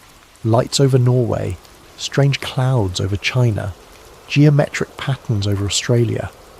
Every time the satellite arrays had been active hours beforehand, warming up, calibrating. Serge realised what he was looking at. NASA wasn't just studying these phenomena, they were creating them. Why? Le Tourneau shrugged, but his eyes were hard. Control, testing, preparation. Serge believed they were perfecting the technology for something bigger. He found references in some internal documents to a program called Blue Beam. The details were sparse, but the implication was clear. They were going to stage something massive, something that would convince people that their entire understanding of reality needed to change. A fake alien invasion? That was one theory. Serge also thought they might stage religious events, apparitions of religious figures appearing in the sky. Depending on the region, different figures. Jesus in Christian countries, the Mahdi in Muslim regions, various others adapted to local beliefs. The goal would be to create a global spiritual crisis that could be managed, guided toward unified thinking, toward acceptance of global governance. Daniel felt cold despite the warm diner. Did he have proof? He had documents, some of what you have now. Memos, budget reports, technical specifications. But when he tried to publish, everything went wrong. His main source disappeared. His editor killed the story. And then the authorities started harassing him. What kind of harassment? His partner was arrested on false charges. Tax fraud, they claimed, though the evidence was fabricated. Serge's bank accounts were frozen pending an investigation that never materialised. His phone was tapped. His apartment was broken into, though nothing was stolen, just searched. They were sending a message. They wanted him to know he was being watched. And then he died. Letourneau nodded slowly. Heart attack. Sudden. Fatal. At 46 years old with no prior heart problems. I was one of the last people to talk to him. 2 days before he died, he called me. Said he'd secured the documents. Given them to someone he trusted to keep them safe. Said if anything happened to him, someone would find them eventually. Did you believe him? About Blue Beam? The old man was quiet for a long time, staring into his coffee cup. At first, I thought he was paranoid, reading too much into coincidences, connecting dots that weren't really there. But after he died, I started looking into it myself, quietly, carefully. And you know what I found? What? Everything checked out. The programs were real. The technology existed. The test had happened. Every verifiable claim Serge made was accurate. It wasn't paranoia. It was investigative journalism. He'd found something true, and it got him killed. You think he was murdered? I think a 46-year-old man in good health doesn't just die of a heart attack weeks after publishing findings that embarrass powerful government agencies. I think technology exists to induce heart attacks remotely. I think Serge knew too much and wouldn't stop talking about it. Draw your own conclusions. Daniel pulled out his laptop and showed Letourneau some of the documents he'd scanned. The old journalist examined them carefully, his expression growing more troubled with each page. "These are the originals," he said finally. "I recognise some of them. Serge showed them to me before everything fell apart." He looked up at Daniel. "You need to be very careful with these. The people behind this program, they're still out there. They're still active. And if they think you're becoming a problem... I'm a local news reporter. I write about city council meetings. Who's going to pay attention to me?" That's what Serge thought, right up until they destroyed his life. Letourneau leaned across the table. "Listen to me. If you're going to pursue this, do it smart. Verify everything independently. Build redundancies. Make sure the information exists in multiple places. And understand that publishing might not stop anything. It might just confirm that you found something real." Mona said the same thing in his note. That exposure doesn't stop the program. Because by the time you find evidence, the program has already moved beyond the point where exposure matters. They're confident enough to let the evidence exist. That should tell you something. They talked for another hour. Letourneau provided names of other people who might be willing to talk. Former colleagues of Monast, researchers who'd looked into similar phenomena, people who'd worked in aerospace or defence and had seen things that didn't quite add up. When they finally parted, Letourneau grasped Daniel's arm at the door. "One more thing," he said quietly. "Serge died in December, right before Christmas. The same week his partner was arrested. The same week his bank accounts were frozen. They timed it deliberately. Maximum disruption during the holidays when everyone's distracted. If you start feeling pressure, if authorities suddenly take an interest in your taxes or your personal life, get somewhere public and stay there." Daniel drove back to Montreal with his hands tight on the steering wheel, Letourneau's warnings echoing in his mind. The next interview was harder to arrange. The retired NASA engineer wouldn't give his name and refused to meet in person. They settled on a phone call through an encrypted messaging app, with the engineer calling from what he claimed was a prepaid phone that couldn't be traced. "I can't tell you much," the man said when the call connected. His voice was distorted, either naturally or through some kind of filter. "But I can tell you the atmospheric projection division was real. It wasn't a big program, maybe 20 people at its peak. But the technology worked." "How well did it work?" "Well enough. We could create images in the sky using intersecting laser arrays and ionospheric manipulation. Nothing huge at first, nothing solid, but enough to make people look up and wonder. By the time I left the program in the year Lewinsky's scandal dominated the news, we could project convincing representations of aircraft, geometric shapes, even crude moving images. Range was limited to maybe 50 kilometers, but the fidelity was improving constantly. What was it for? Officially, decoys, missile defense, creating false targets to waste enemy resources. But we all knew it could be used for other things. Psychological operations, mass deception, making people see things that weren't there, making them question what was real. Why did you leave? The engineer was quiet for a moment. Because I realised where it was heading. We started getting requirements that didn't make sense for missile defence.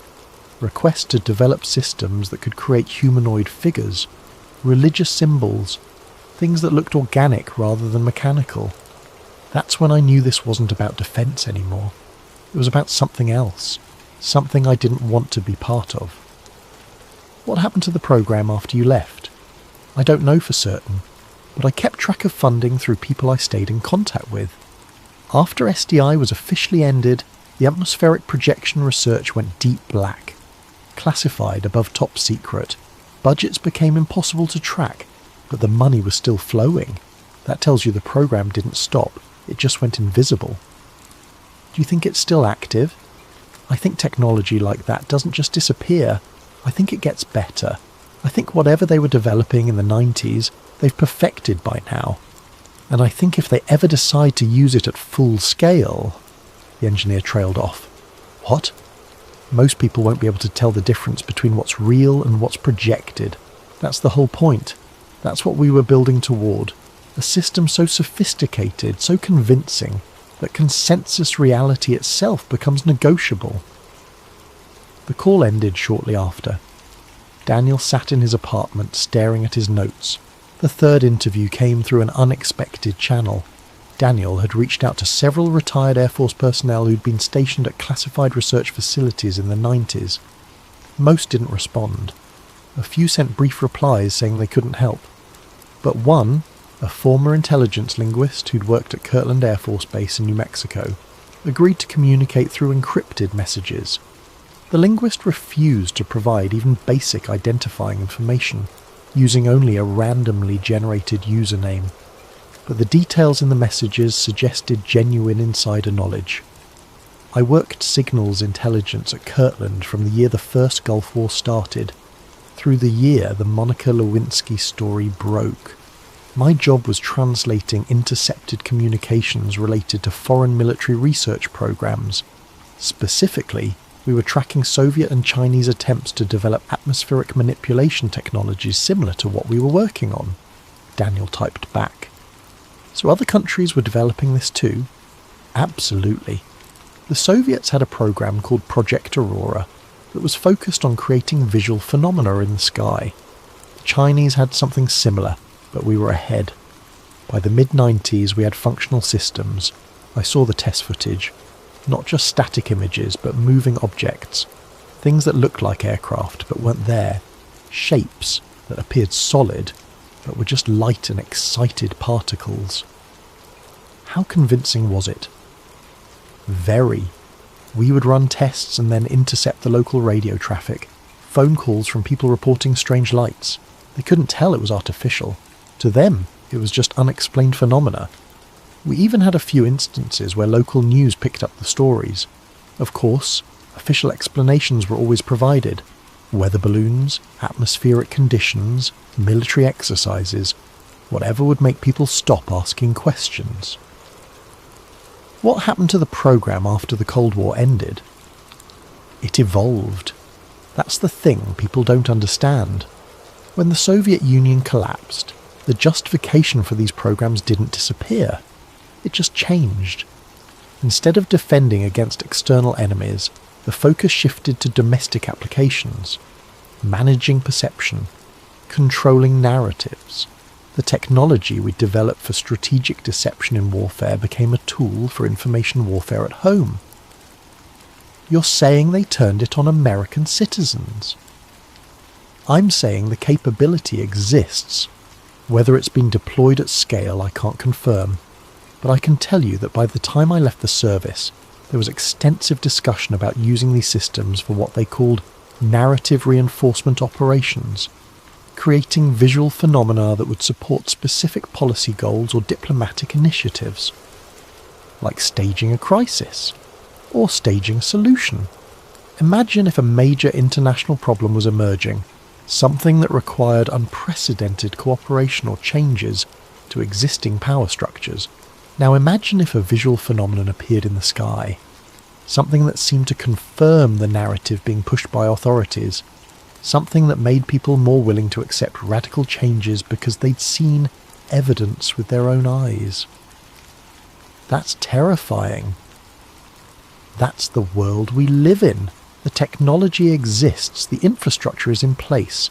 The only question is whether anyone has the will to activate it at full scale. The messages continued over several days. The linguist provided technical details about the systems, described organisational structures, confirmed names and programs that appeared in Monaster's documents. Everything lined up. Every piece fit. Daniel compiled all of his interviews into a growing file, cross-referencing testimonies, verifying claims wherever possible.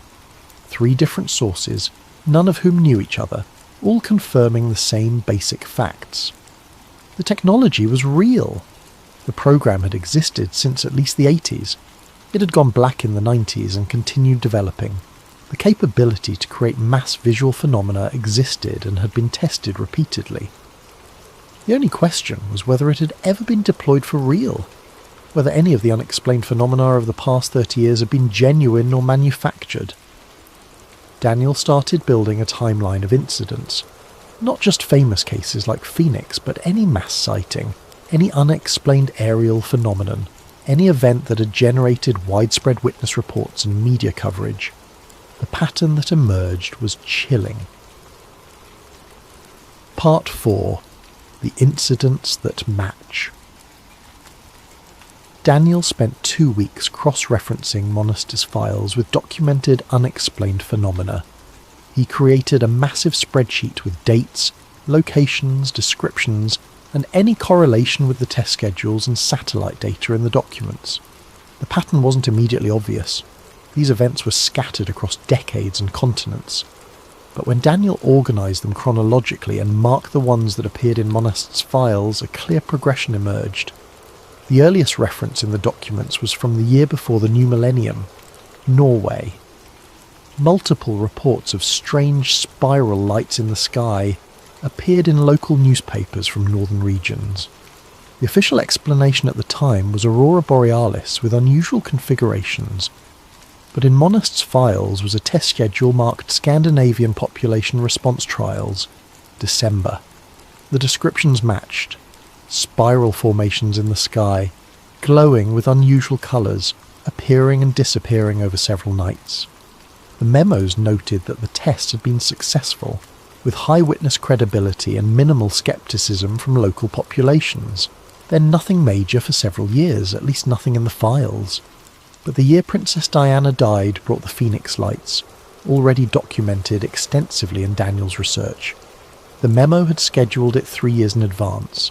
The test had exceeded expectations.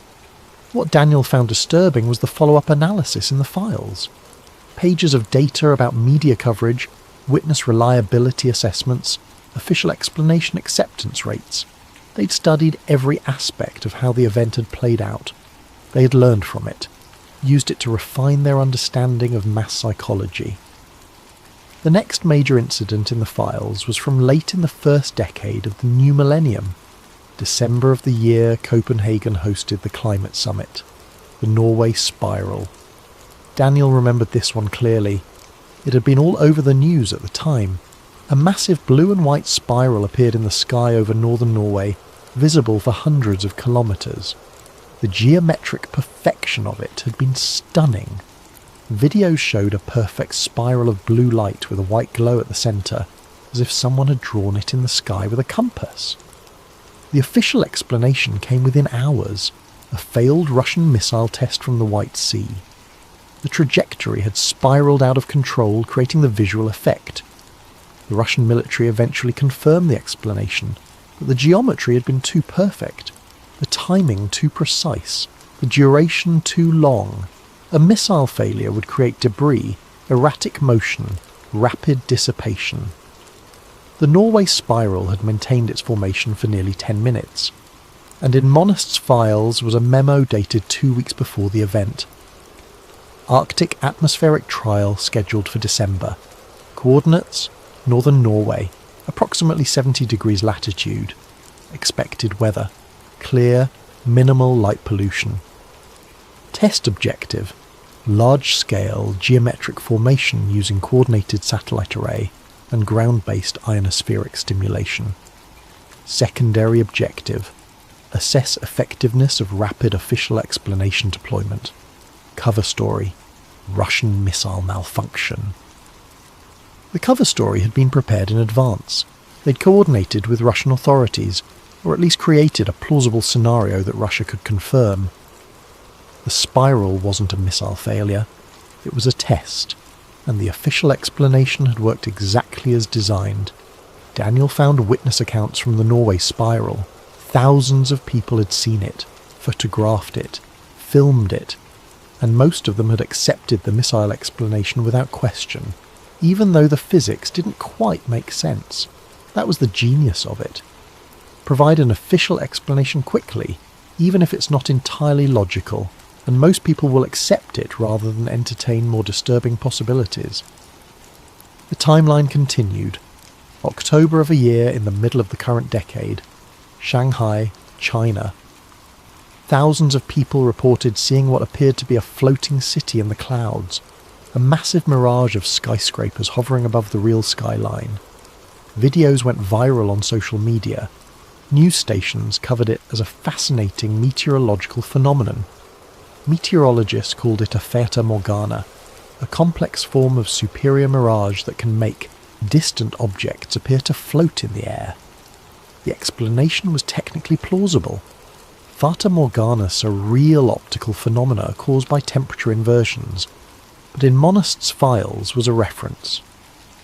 East Asia Urban Projection Sample, October. Test parameters: dense urban environment, high population density, extensive social media penetration.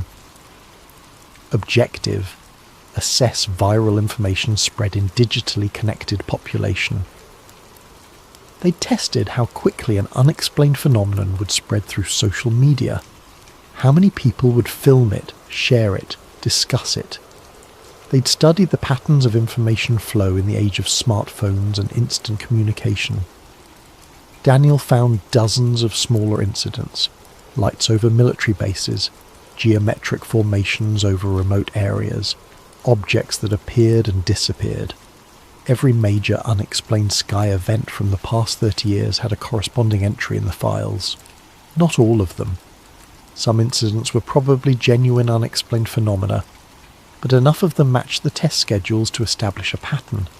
They'd been testing for decades, refining the technology, learning how populations react, studying how information spreads, how official explanations are accepted or rejected, how media's coverage affects public perception. Each test built on the previous ones. Each incident taught them something new about mass psychology and information control. The most recent entry in Monist's files was from the year before he died, but Daniel knew the testing hadn't stopped when Monist discovered it. If anything, it had probably intensified. He started searching for unexplained phenomena from after Monist's death. The pattern continued. Norway had another spiral in the year the Panama Papers were released. There were strange lights over multiple US military bases in the year before the last presidential election. Geometric formations over South America. Massive glowing orbs over cities in Europe and Asia. Some of these had received media coverage. Others had been dismissed as hoaxes or misidentifications, but the frequency was increasing. The sophistication was growing. Daniel created visualizations of the data, maps showing locations, timelines showing frequency, graphs showing the increasing complexity of the phenomena. The evidence was overwhelming. This wasn't random. This was systematic testing of technology designed to control what people saw in the sky. But testing for what? What was the ultimate goal? Daniel went back to Monast's note. They've spent 30 years perfecting the technology, another 20 integrating it into the infrastructure. If Monast had discovered this in the mid-90s, and the program had been running since the 60s, that was 30 years of development. Monast died more than 20 years ago. That was another 2 decades of refinement and integration. They weren't testing anymore, they were ready. The question was, ready for what? Part 5. After the towers fell. Daniel noticed something change in the document's timeline. After September of the year the towers fell, the nature of the program shifted fundamentally. He found this pattern not in Monast's files, which ended in the mid-90s, but in public records, budget documents, policy papers, congressional testimony, all publicly available, all hiding in plain sight. Between the year the towers fell and the middle of the following decade, there was an explosion in funding for psychological operations, electronic warfare, and something the documents called perception management. The Department of Defense budget showed billions allocated to programs with deliberately vague names: strategic communications, information dominance, cognitive security, narrative operations. Daniel pulled up the actual budget documents from those years. They were publicly available through the Freedom of Information Act, though heavily redacted. But even with the redactions, the numbers told a story. In the year before the towers fell, spending on psychological operations across all military branches totaled roughly 300 million. By the year the housing market began to collapse, that number had increased to over 4 billion. The budget line items were scattered across different agencies, different departments, different classification levels. But Daniel tracked them all, compiling a spreadsheet that showed the massive increase in spending on what essentially amounted to domestic information control. It wasn't just military spending. Intelligence agencies received similar increases. The Department of Homeland Security, created in the aftermath of the attacks, had entire divisions dedicated to countering disinformation and information security that were really about shaping public perception of threats and government responses. Then in the year the housing market collapsed, something interesting appeared in the Federal Register. A notice about the creation of something called the National Applications Office. Daniel had never heard of it, so he researched extensively. The NE was designed to coordinate the use of spy satellites for domestic purposes. The official justification was Homeland Security, disaster response, and border security. Intelligence agencies already had satellites watching the entire planet. Why not use that capability to help domestic agencies? The backlash was immediate. Privacy advocates raised alarms. Congressional committees expressed concerns. The media actually paid attention for once, running stories about Big Brother watching American citizens from space. The NAO was officially shut down before it even became operational. The announcement came within months of its creation. A victory for privacy, the headlines proclaimed. But Daniel found documents showing that while the NAO itself was disbanded, the infrastructure remained. The satellite coordination systems were transferred to other agencies. The legal frameworks were preserved under different names. The program hadn't been killed, it had just gone invisible. That was a pattern Daniel kept seeing. Programs would be announced, face public criticism, get officially ended, but the core capabilities would continue under different names in different agencies. Around the same time, the Defense Advanced Research Projects Agency, DARPA, began launching a series of projects that caught Daniel's attention. DARPA had always been at the cutting edge of military technology. They'd created the internet, GPS, stealth technology, and dozens of other innovations that eventually became civilian products. But in the years following the year the towers fell, their focus shifted towards something different. Brain-computer interfaces, neural manipulation, what they called neurotechnology for national security. Daniel found public documents about these programs. They weren't secret. DARPA published papers about their research. They held conferences. They recruited from universities.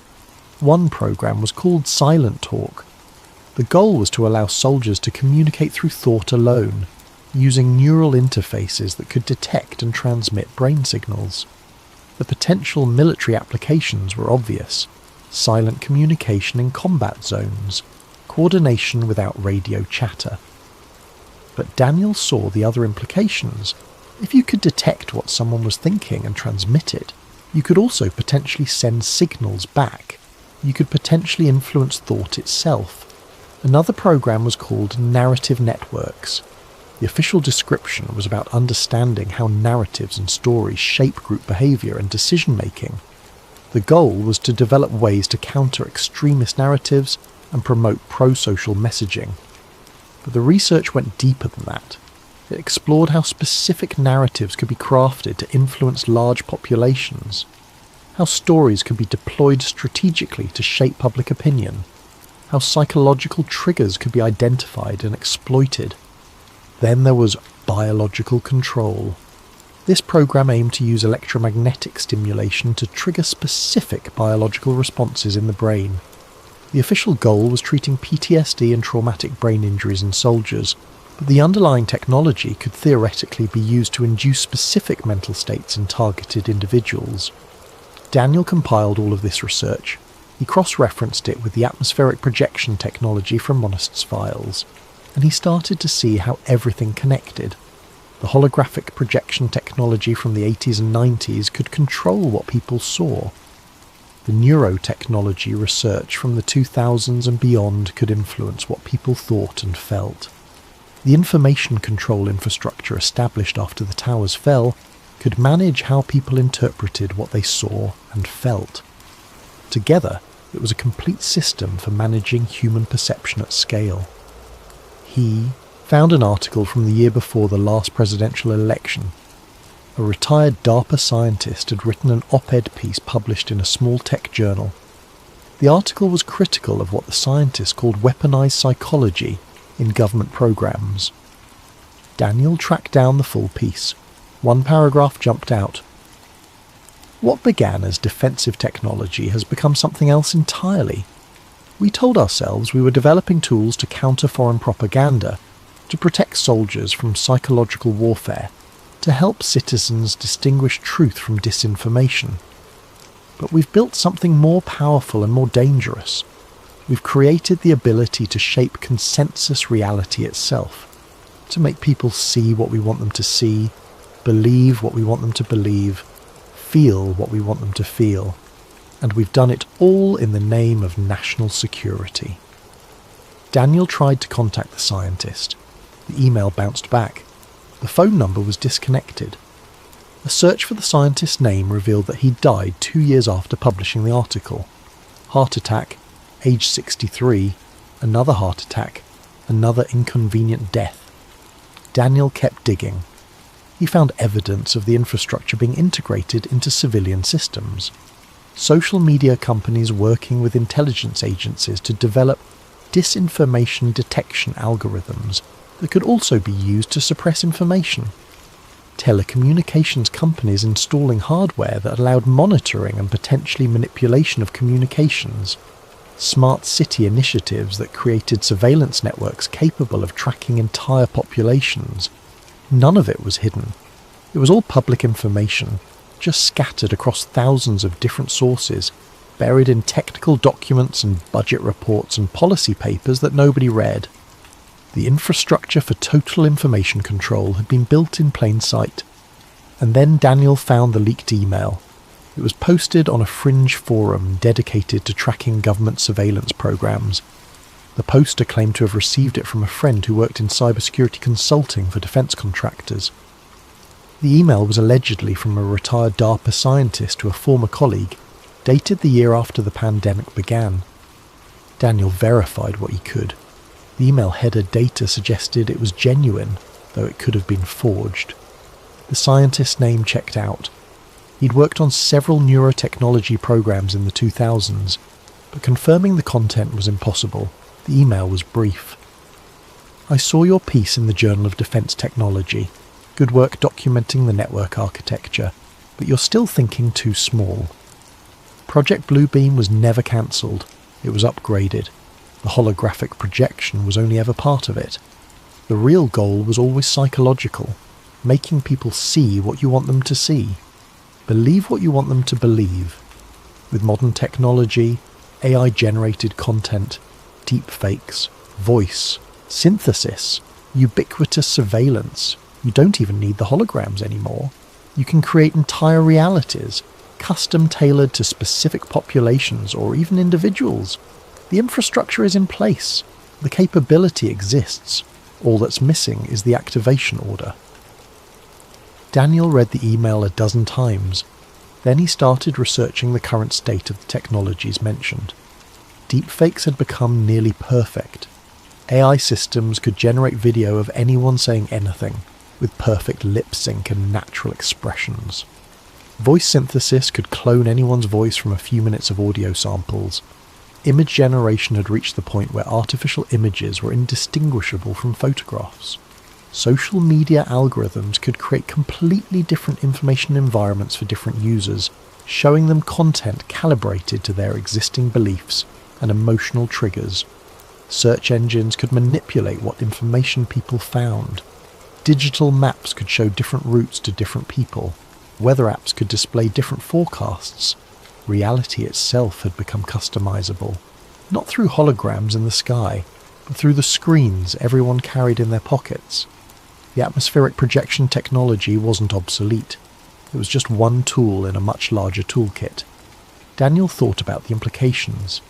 If you could control what people saw on their screens and in the sky, if you could influence what they thought and felt through targeted content and electromagnetic stimulation, if you could manage what information they had access to and what explanations they would accept for unexplained events, you could shape reality itself. Not physical reality, but consensus reality, the shared understanding of what's true, what's important, what's happening in the world, and whoever controlled that controlled everything. Daniel's research was interrupted by a notification on his phone, an alert from his banking app. His account had been flagged for suspicious activity and temporarily frozen pending investigation. He called the bank immediately. They couldn't provide details over the phone, but asked him to come in to discuss the matter. They made an appointment for later that week. Daniel felt cold. He thought about Letourneau's warning, about what had happened to Monast. He backed up everything immediately, uploaded copies of all his research to multiple cloud services, sent encrypted copies to several journalist friends with instructions not to open them unless something happened to him. Made physical backups on USB drives that he hid in different locations. He wasn't paranoid, he was being careful, because he was starting to understand that Monast had been right about all of it, and people who were right about this kind of thing tended to have unfortunate accidents. Part 6. The Hidden Division. Daniel filed his Freedom of Information Act request with NASA in March. He wasn't expecting much. FOA requests to government agencies typically returned either heavily redacted documents or outright denials based on national security exemptions. But he had to try. He requested any and all documents related to the Atmospheric Projection Division within the Strategic Defense Initiative, the Theoretical Event Projection Unit, any programs or research related to large-scale atmospheric visual phenomena, budget documents for any programs related to ionospheric manipulation for projection purposes. He also requested, somewhat optimistically, any documents related to coordination between NASA and DARPA on perception management or psychological operations. The response came 3 months later. A thick envelope containing mostly redacted documents, and a letter explaining that much of the